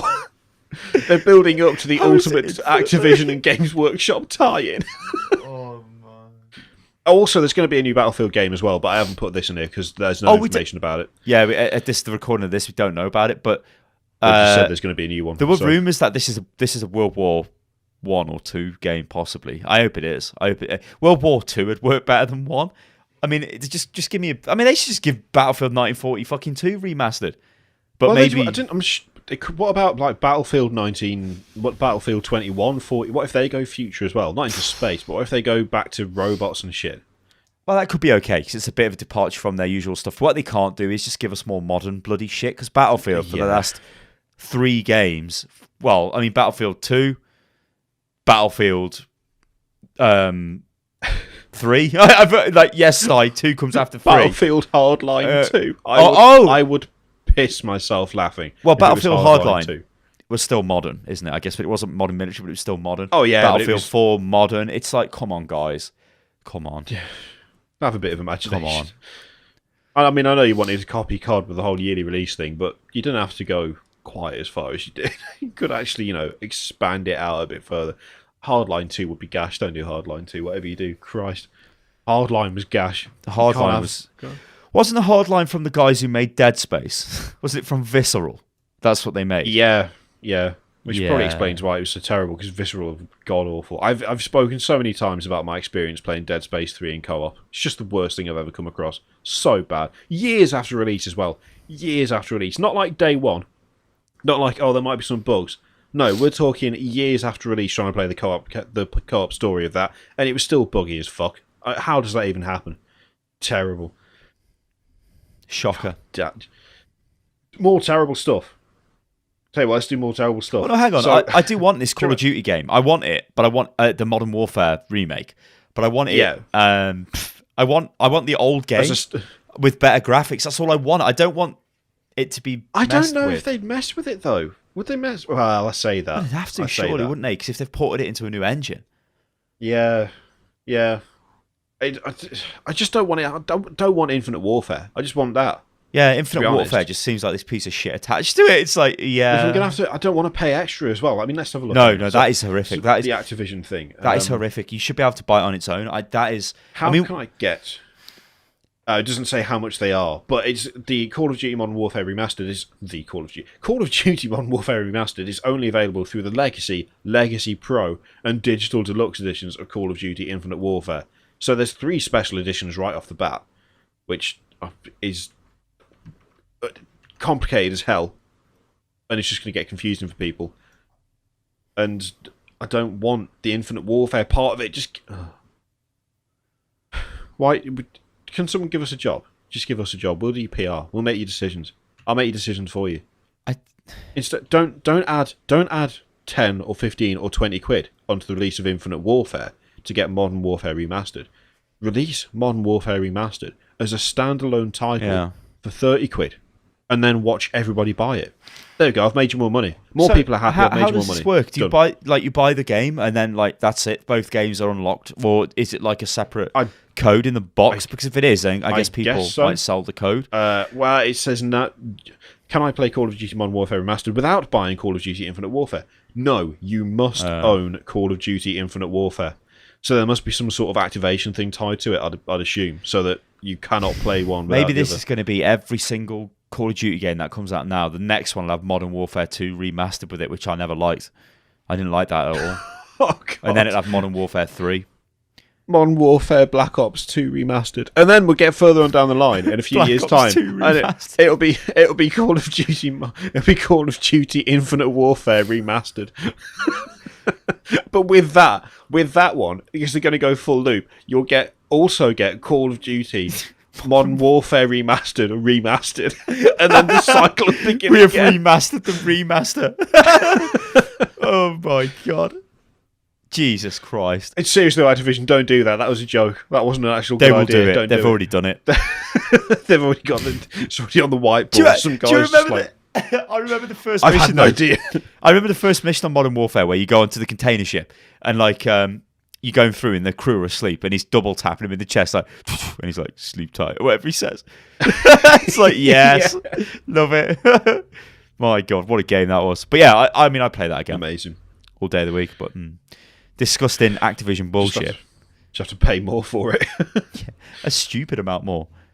As always. You know what? Let's talk about. We've got a couple of things left, so let's talk about Romero and Carmack. So, John Romero and Adrian Carmack, the creators of Doom, put up a Kickstarter campaign for their new first-person shooter, Blackroom, saying, and then they pulled it down again. Oh, I didn't get no funding. So, it was like days old, and then they just got rid of it. They just with off. Kickstarters when they're not going to succeed very early. Like if they don't get a load of traction to begin with, so I can see it. 5 days ago it was cancelled and it got 131,000 out of 700,000. It just didn't get the funding. It has also, like what they've said is they're going to focus on developing a playable demo. In an update posted to the crowdfunding campaign, Romero and Carmack say the team at Nightwork Games is working on a demo which demonstrates the kind of gameplay, look and innovative cool features that make Blackroom truly unique, the things we've waited years to put into an FPS, which make us incredibly excited about the game. Oh dear. So they came in saying they wanted to do an FPS. They wanted 700 They've grand. just come in. We're the big daddies. We're the fathers of Doom. Wolfenstein, we've invented FPS games. Our name will propel us forward, and then Hang on, what's the date on this? Because doesn't Romero release bloody 29th. WADs for Doom quite like the map files does. like quite often? Like he released one the other day. Like he made a map. Yeah, right. Actually, you are right. I thought for a minute it actually raised more than we thought it had. Like the duration hadn't been that long on it, but it has actually been a fair amount of time to only raise as much as it did. So the thing is, you can't do that on Kickstarter anymore. You can't get away with putting a Kickstarter up and not having some form of, unless it's something particularly spectacular, Like, unless you've got something that is like Double Fine were able to do it because they were like point and click adventure game. It's Double Fine. Yeah, but they came out at the right time. If this Kickstarter, I'm looking at this Kickstarter now, and you are right, it's like an old Kickstarter. If it came out when Kickstarter was the thing, when it first hit the floor, hit the ground running, I think this would have actually worked, I reckon. But you're right, you're totally right in what you're saying now. There's no evidence of what this game is. So for me as a supporter, I look at this and I'm just like, yeah, Carmack, ain't he working on the fucking Oculus Rift? I'm just like, yeah. And then I'm like, there's no game footage. There's just a bit of concept art, and great. Cheers, guys. You want 700 grand for this? Far too often. The golden age of Kickstarter is pretty much over at this point. And hang on, no, what the fuck am I going? It's not what's a face Carmack. It's not John Carmack. So I'm having a look fool. It's some Adrian Carmack, art director from Doom. So I got confused. I thought it was the actual Carmack. I was wondering what the fuck. He's working on it's John Romero and Adrian Carmack. Yeah, so I got confused. It's just the names. They've fucked me. They've confused me to shit. Bastards.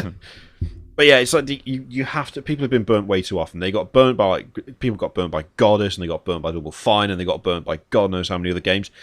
You can't just turn up and go, I worked on a game that you like, give me money. Yeah, don't work like that anymore. That era has well and truly gone. It is past. You cannot get away with it. And you can tell you can't get away with it because, let's face it, Romero, especially from Doom, can't get funding for a first-person shooter. Yeah. The time is no longer now. The time was then. The time now is to produce a ridiculous demo. Yeah, he probably still could have got it if he came in with a better pitch. But now I think you suffer from another problem here now. You've got to come back and do this all again. And you already got all the press, all of that stuff. Yep. You've got to somehow get them to want to cover you again. I don't know. Yeah.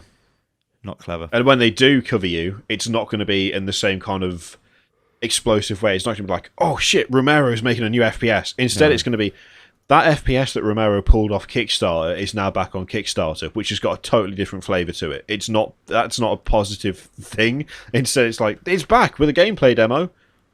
But that's the problem. It's back part that people don't like. It's like, oh, so this failed once already? No, I'm not touching that. Be interesting to keep an eye on it and see how it does. I'm not, to be honest, I'm not exactly hopeful for it because it's just not. Yeah, you don't want to go away and come back. You just don't. It's bad for you, real bad. Finally, I mean, I'm not gonna. There's no point switching over to desktop for this because it's just like weird rumory type stuff. Well, not rumor, but Titanfall devs announce mysterious Star Wars game. Hey? Because, yeah. Is this for VR? Tell me it's for VR. I don't know if it's for VR. Respawn Entertainment are making a Star Wars game with Electronic Arts, the Titanfall developers, announced today. They say the Star Wars game will be a third-person action-adventure game, and that's it. That's all they've said. They're not saying like anything else about what it is. Although I've just realised that Rock Paper Shotgun have put a picture from Deep Space Nine on the article, which I quite like. Respawn's Stig Asmussen says, we promise to pay respect to the Star Wars legacy at all times, a fact that will be constantly reinforced and honoured as a central game design tenet.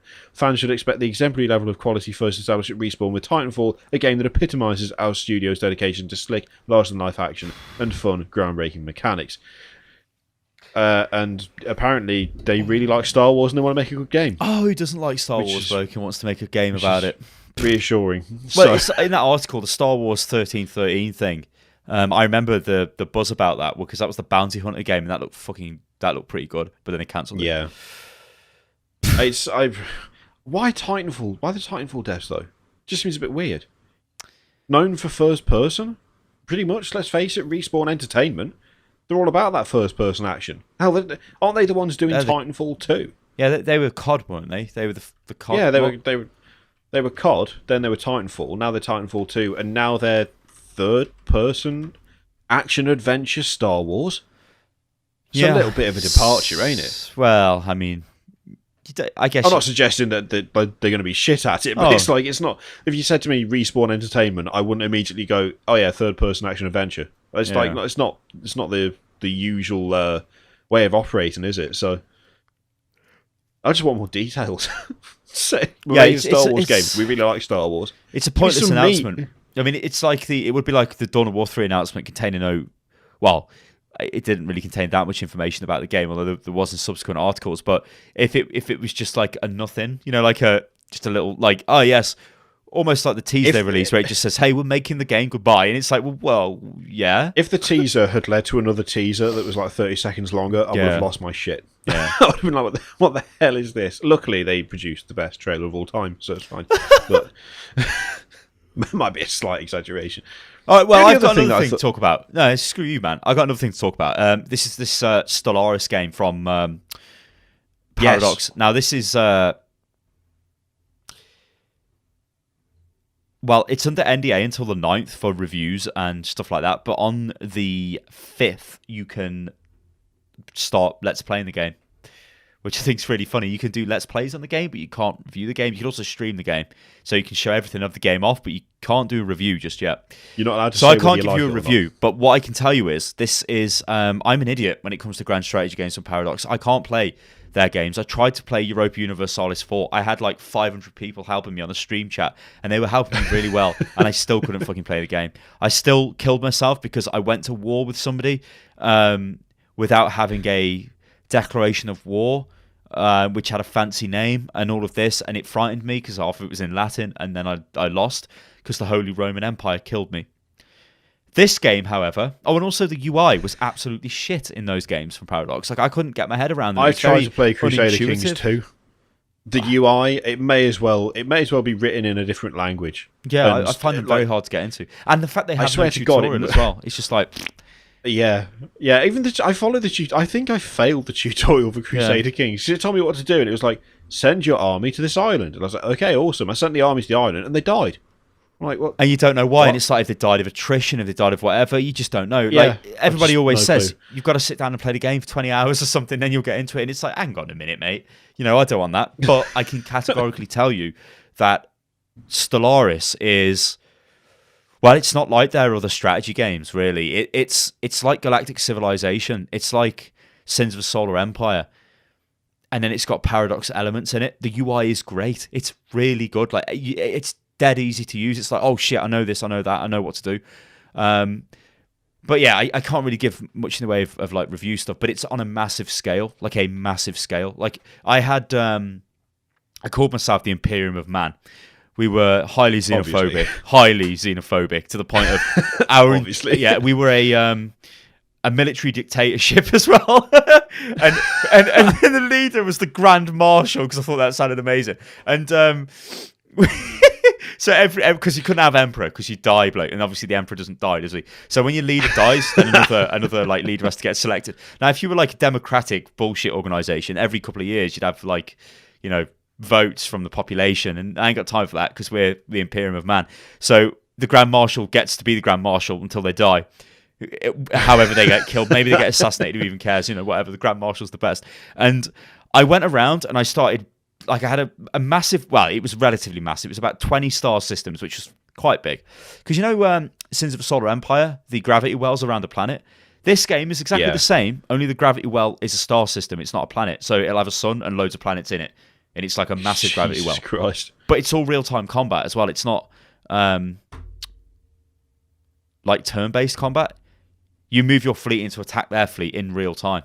And it'll attack their fleet. You can't retreat because once a fleet has engaged another fleet, they're locked in. There are certain abilities where you can retreat, but like my generals were so fucking mental, or my admirals of the fleet, because obviously this fleet was called, I had this massive fleet and it was called Battlefleet Gothic. And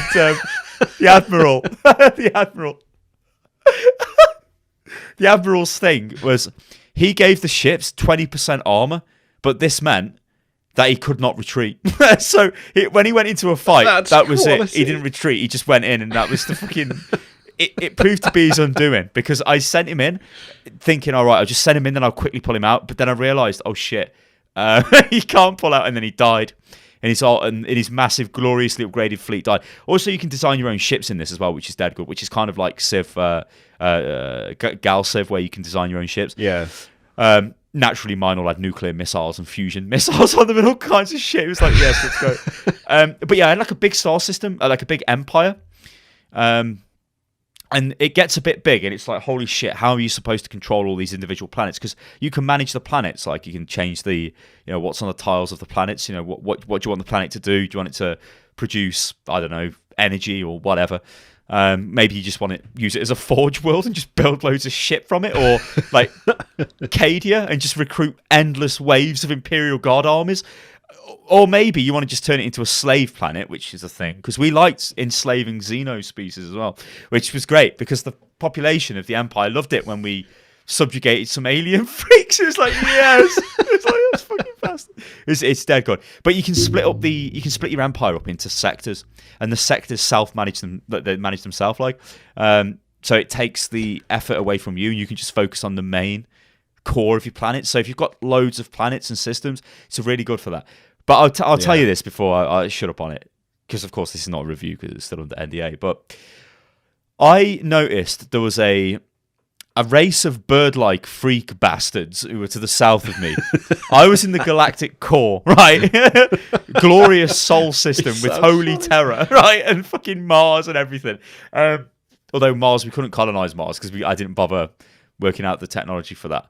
Because we could have terraformed it, but we didn't bother because we just built loads of massive space stations around Earth and pumped out ships. You can't really blame me for that. But I noticed the bird freaks, and I was like, hello. So because of the way my faction was built, I could not even speak to them. Like it when I brought up the dialogue to speak to them, it was just like, we're so disgusted, we're not even going to talk to them. We'll wipe this scum from existence. It was like, all right. So I went down there to pay the Birdmen freaks a visit with my glorious Battlefleet Gothic, and they became my slaves. The bird freaks did. It was beautiful. So, like in Paradox games, where if you go to war, you have a war score. Like, what do you want to achieve in the war? It's not just about killing everybody. It's like, maybe you want them to give you something, or maybe you want them to do something, or maybe you'd like to turn them into like a vassal state, or maybe you want them to be something else, or maybe you just want to kill them. Like, that would be an option. I wanted them to be my slaves, though, my bird slave freaks, and they quickly capitulated. As soon as the fleet warped into their system, they were like, you win. So they became my bird bitches. Then I noticed an empire fairly close to me, which was getting a bit too big for my liking. So, naturally, these were like squid-looking freaks, right? I attacked them, right? It was glorious. We were pillaging their systems and wiping them out. There was like massive orbital bombardment going. We were landing armies on their planets and just killing the population because we didn't care, because we're come here to kill these freaks. Because the galaxy belongs to man, bloke. In fact, the universe belongs to man. It's right. This sounds so good. Yeah, it's dead good. And bloke, this is where it all went to shit. So I'm focusing everything on this war with this empire, because it's not like I'm just going to beat them quick. It's going to be a massive war. A millennia-long war. It's going to be something glorious with them, right? Maybe not a millennia, but it's going to be like a decade-long war in or something. The grim darkness of the future. yeah. It's like... But then I get a message from the bird slaves, right? Because I'd forgot, right? I mean, obviously, they were my slave freaks, yeah? But they've been building up a little army, and I wasn't paying attention to them. Like, they had quite a big fleet. I mean, obviously, my fleet could annihilate them because they were just my slaves, right? But they were being dirty beggars, and I wasn't keeping like patrols in their system and like making sure they were doing what they should be doing, right? So while I'm like attacking this other guy's empire, the squid freaks, Birdman starts going through my systems, bloke, and I'm like, Birdman. So I got him on the phone and told him I'm going to kill him, because that's all I could tell him. Like, desperately, I was trying to say, I'll give you some money or something, but I couldn't because I don't talk to him. So then I had to pull my fleet back from attacking the main guy I was attacking to kill the bird. And this time I wiped the bird freak out. But this gave the other guy time to react. And the squid man, he was at the gates of holy terror at the end of it. Bloke, the squid man was there. And I was like, well, yeah. And that was the end of that. It was quite devastatingly bad, but it was quite the journey. And it was only on the smallest map. And I think that was after about 13 hours of probably consecutive play, because it's so addictive. It's so good. God it's so damn. Like, as far as Paradox game, and it's multiplayer as well, but as far as Paradox games go, that is so accessible to me. And it didn't seem difficult. Like, I just knew straight away what to do. It was like, right. Yeah. You get 3 different types of research. You even get different ways you can travel around in space. So I've been using warp drives. Now, Yes, excellent. I was hoping you mentioned the word warp. Warp. Yeah. Well, I had to use warp drives, right? But they're like Star Trek warp drives. They're like faster than light travel. They're not like into the warp madness, right? And I was like, okay, warp drives. Well, the way they work is you can go from a system to any connecting system, which makes sense, right? Because you just warp to the system, then to the next one, to the next one. Very much like Sins of a Solar Empire, follow the line. Some species use the hyperspace network. This is like Eldar, isn't it? Now, the hyperspace network is different because this can allow you to travel over much larger distances, but not every system is connected to it. And I was like, oh. I knew Squidman used the hyperspace shit because I seen him hyperspacing in and out, and I was like, you what?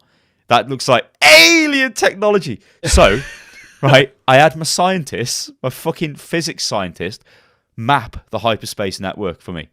So I could see where he could jump. So this means I know the choke points for this bastard. I don't have choke points because I can warp to any system around me, but it's slower for me to travel. So I found the system where he was coming in, which was Alpha Centauri, and I put a fucking load of defense there. I was like, come on then, boy. And every time he came in, he got rinsed and he had to go away. So that was like, to me, that was awesome. There's also different ways of travel. There's wormholes as well and other kinds of mad shit. It tells you, though, it says pick warp if you're new to the game. And I was like, yeah, warp. The other stuff is a bit mental the way it works, but yeah, it's a very good game.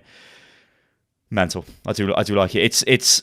I mean, this year, I guess we can wrap this hotfix up with just this year. I mean, I was thinking about this year the other day, like, and I actually tweeted about it, and I was like, this has been a really fucking good year for games. So, I mean, already. I mean, it started with the new Homeworld game, which I really liked. And all the games are just mental. There's games that you just forget. I mean, shit, Battlefleet Gothic, that's great. I'm really enjoying that, actually. I'm doing multiplayer at the moment on the stream every now and again as the orcs. And I tell you what, orcs are very sort of... the orcs giveth blow, and the orcs taketh away. When the orcs giveth, it's... You press the red button, and you fucking annihilate someone. Like, absolutely... I had a fight earlier today, where I had a... It was me, facing off against the Imperium. The Imperium had 3 ships. I had 6 ships. He had 3 because he had a fucking battle cruiser on the field. I was like, oh dear, this could be bad. I've got 1 light cruiser, 3 cruisers, and a couple of escorts. Always pick the Ram escorts though, because they're quality. Yeah. They're dead fast and do a load of damage.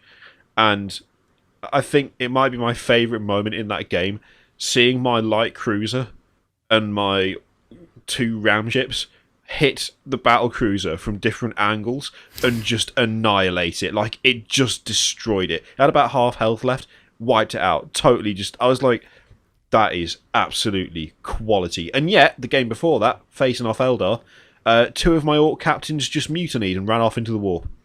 Left. I played like, what? I played this the other day as Eldar, because I mean, I played quite a bit of it, and then I obviously stopped just playing other games, but it's still a good game. I went and I wanted to try the Eldar, and I went into a game straight away. Some guy's like, "Is this the real Stylosa?" He was Imperium, and I said, "Yeah, it is." And he went, "I don't believe you. You're a liar," or something to me. I was like, "Okay, whatever." So I'm Eldar, and first time I'd used them, it was the worst game of Battlefleet Gothic I'd had because I just ran around the map. I engaged him. I had a fight with him. Because the Eldar have got that like movement ability, haven't they, for their boost? Yeah. And you can just basically move around pretty quick. I lost all of my ships apart from 1. He had 2 left, but 1 was critically damaged. Like, I think it tried to mutiny, but it was like in the red. It was almost dead. And I had like, I don't even know what class of ship it was. It wasn't a carrier one. It was just like the destroyer kind of variant. Yeah. I had like a massive bright lance on the front of it and some other shit. And I just boosted around the map for like about 10 minutes. Yeah. And then I just was like, okay. So then I just went towards him and died because I could have just carried on, and I guess it would have been a draw. I don't know. I just died in the end. I think it comes down to how many ships you've got left at the end as to who so wins, maybe or like the points value of the ship. Yeah. Of the ships left. Because I had that where someone was just boosting. Like, it was one of the first times I streamed it, and some guy was just boosting around the map constantly. Yeah. I had 3 ships. He only had 1, and the chat were like, "Well, he can keep doing it for like 8 minutes, but he'll still lose." And I'm like, I've got to sit through this shit for 8 minutes. Are you taking the piss? What the hell is this? Like, this is terrible. When that game is slow, it's too slow. Like, it's painfully slow. when it's a proper fight, it's dead good. The problem is that I think it's just got that problem of when you get down to one ship on either side, or maybe one ship on one side and 3 on the other, if that one ship can get away, it becomes boring instantly because there's nothing you can do. Well, won't Eldar be really powerful with the one where it's assassination? Because you could just fucking run away forever. Yeah, and there's certain game modes that are just totally worthless, like escort, for instance, where you've got the 3 transport ships. Yeah.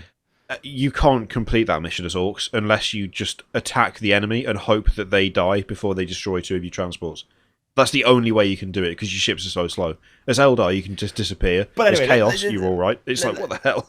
Let's just come off Battlefleet Gothic. I mean, it was just one of the examples of games that have come out this year. There's been so many games, and there's so many games that are coming out as well. I mean, yeah, I know we've got Dawn of War 3 coming, but you've got like the new Deus Ex game coming out. I hope that's going to be good. Yeah. That's actually got a really good trailer for it as well. That came out recently. So there's a lot of stuff coming out, and it's been a very good year. And then things just come out of nowhere, like Stellaris, which was just, I knew Paradox were making it. I didn't watch any of the coverage up to it.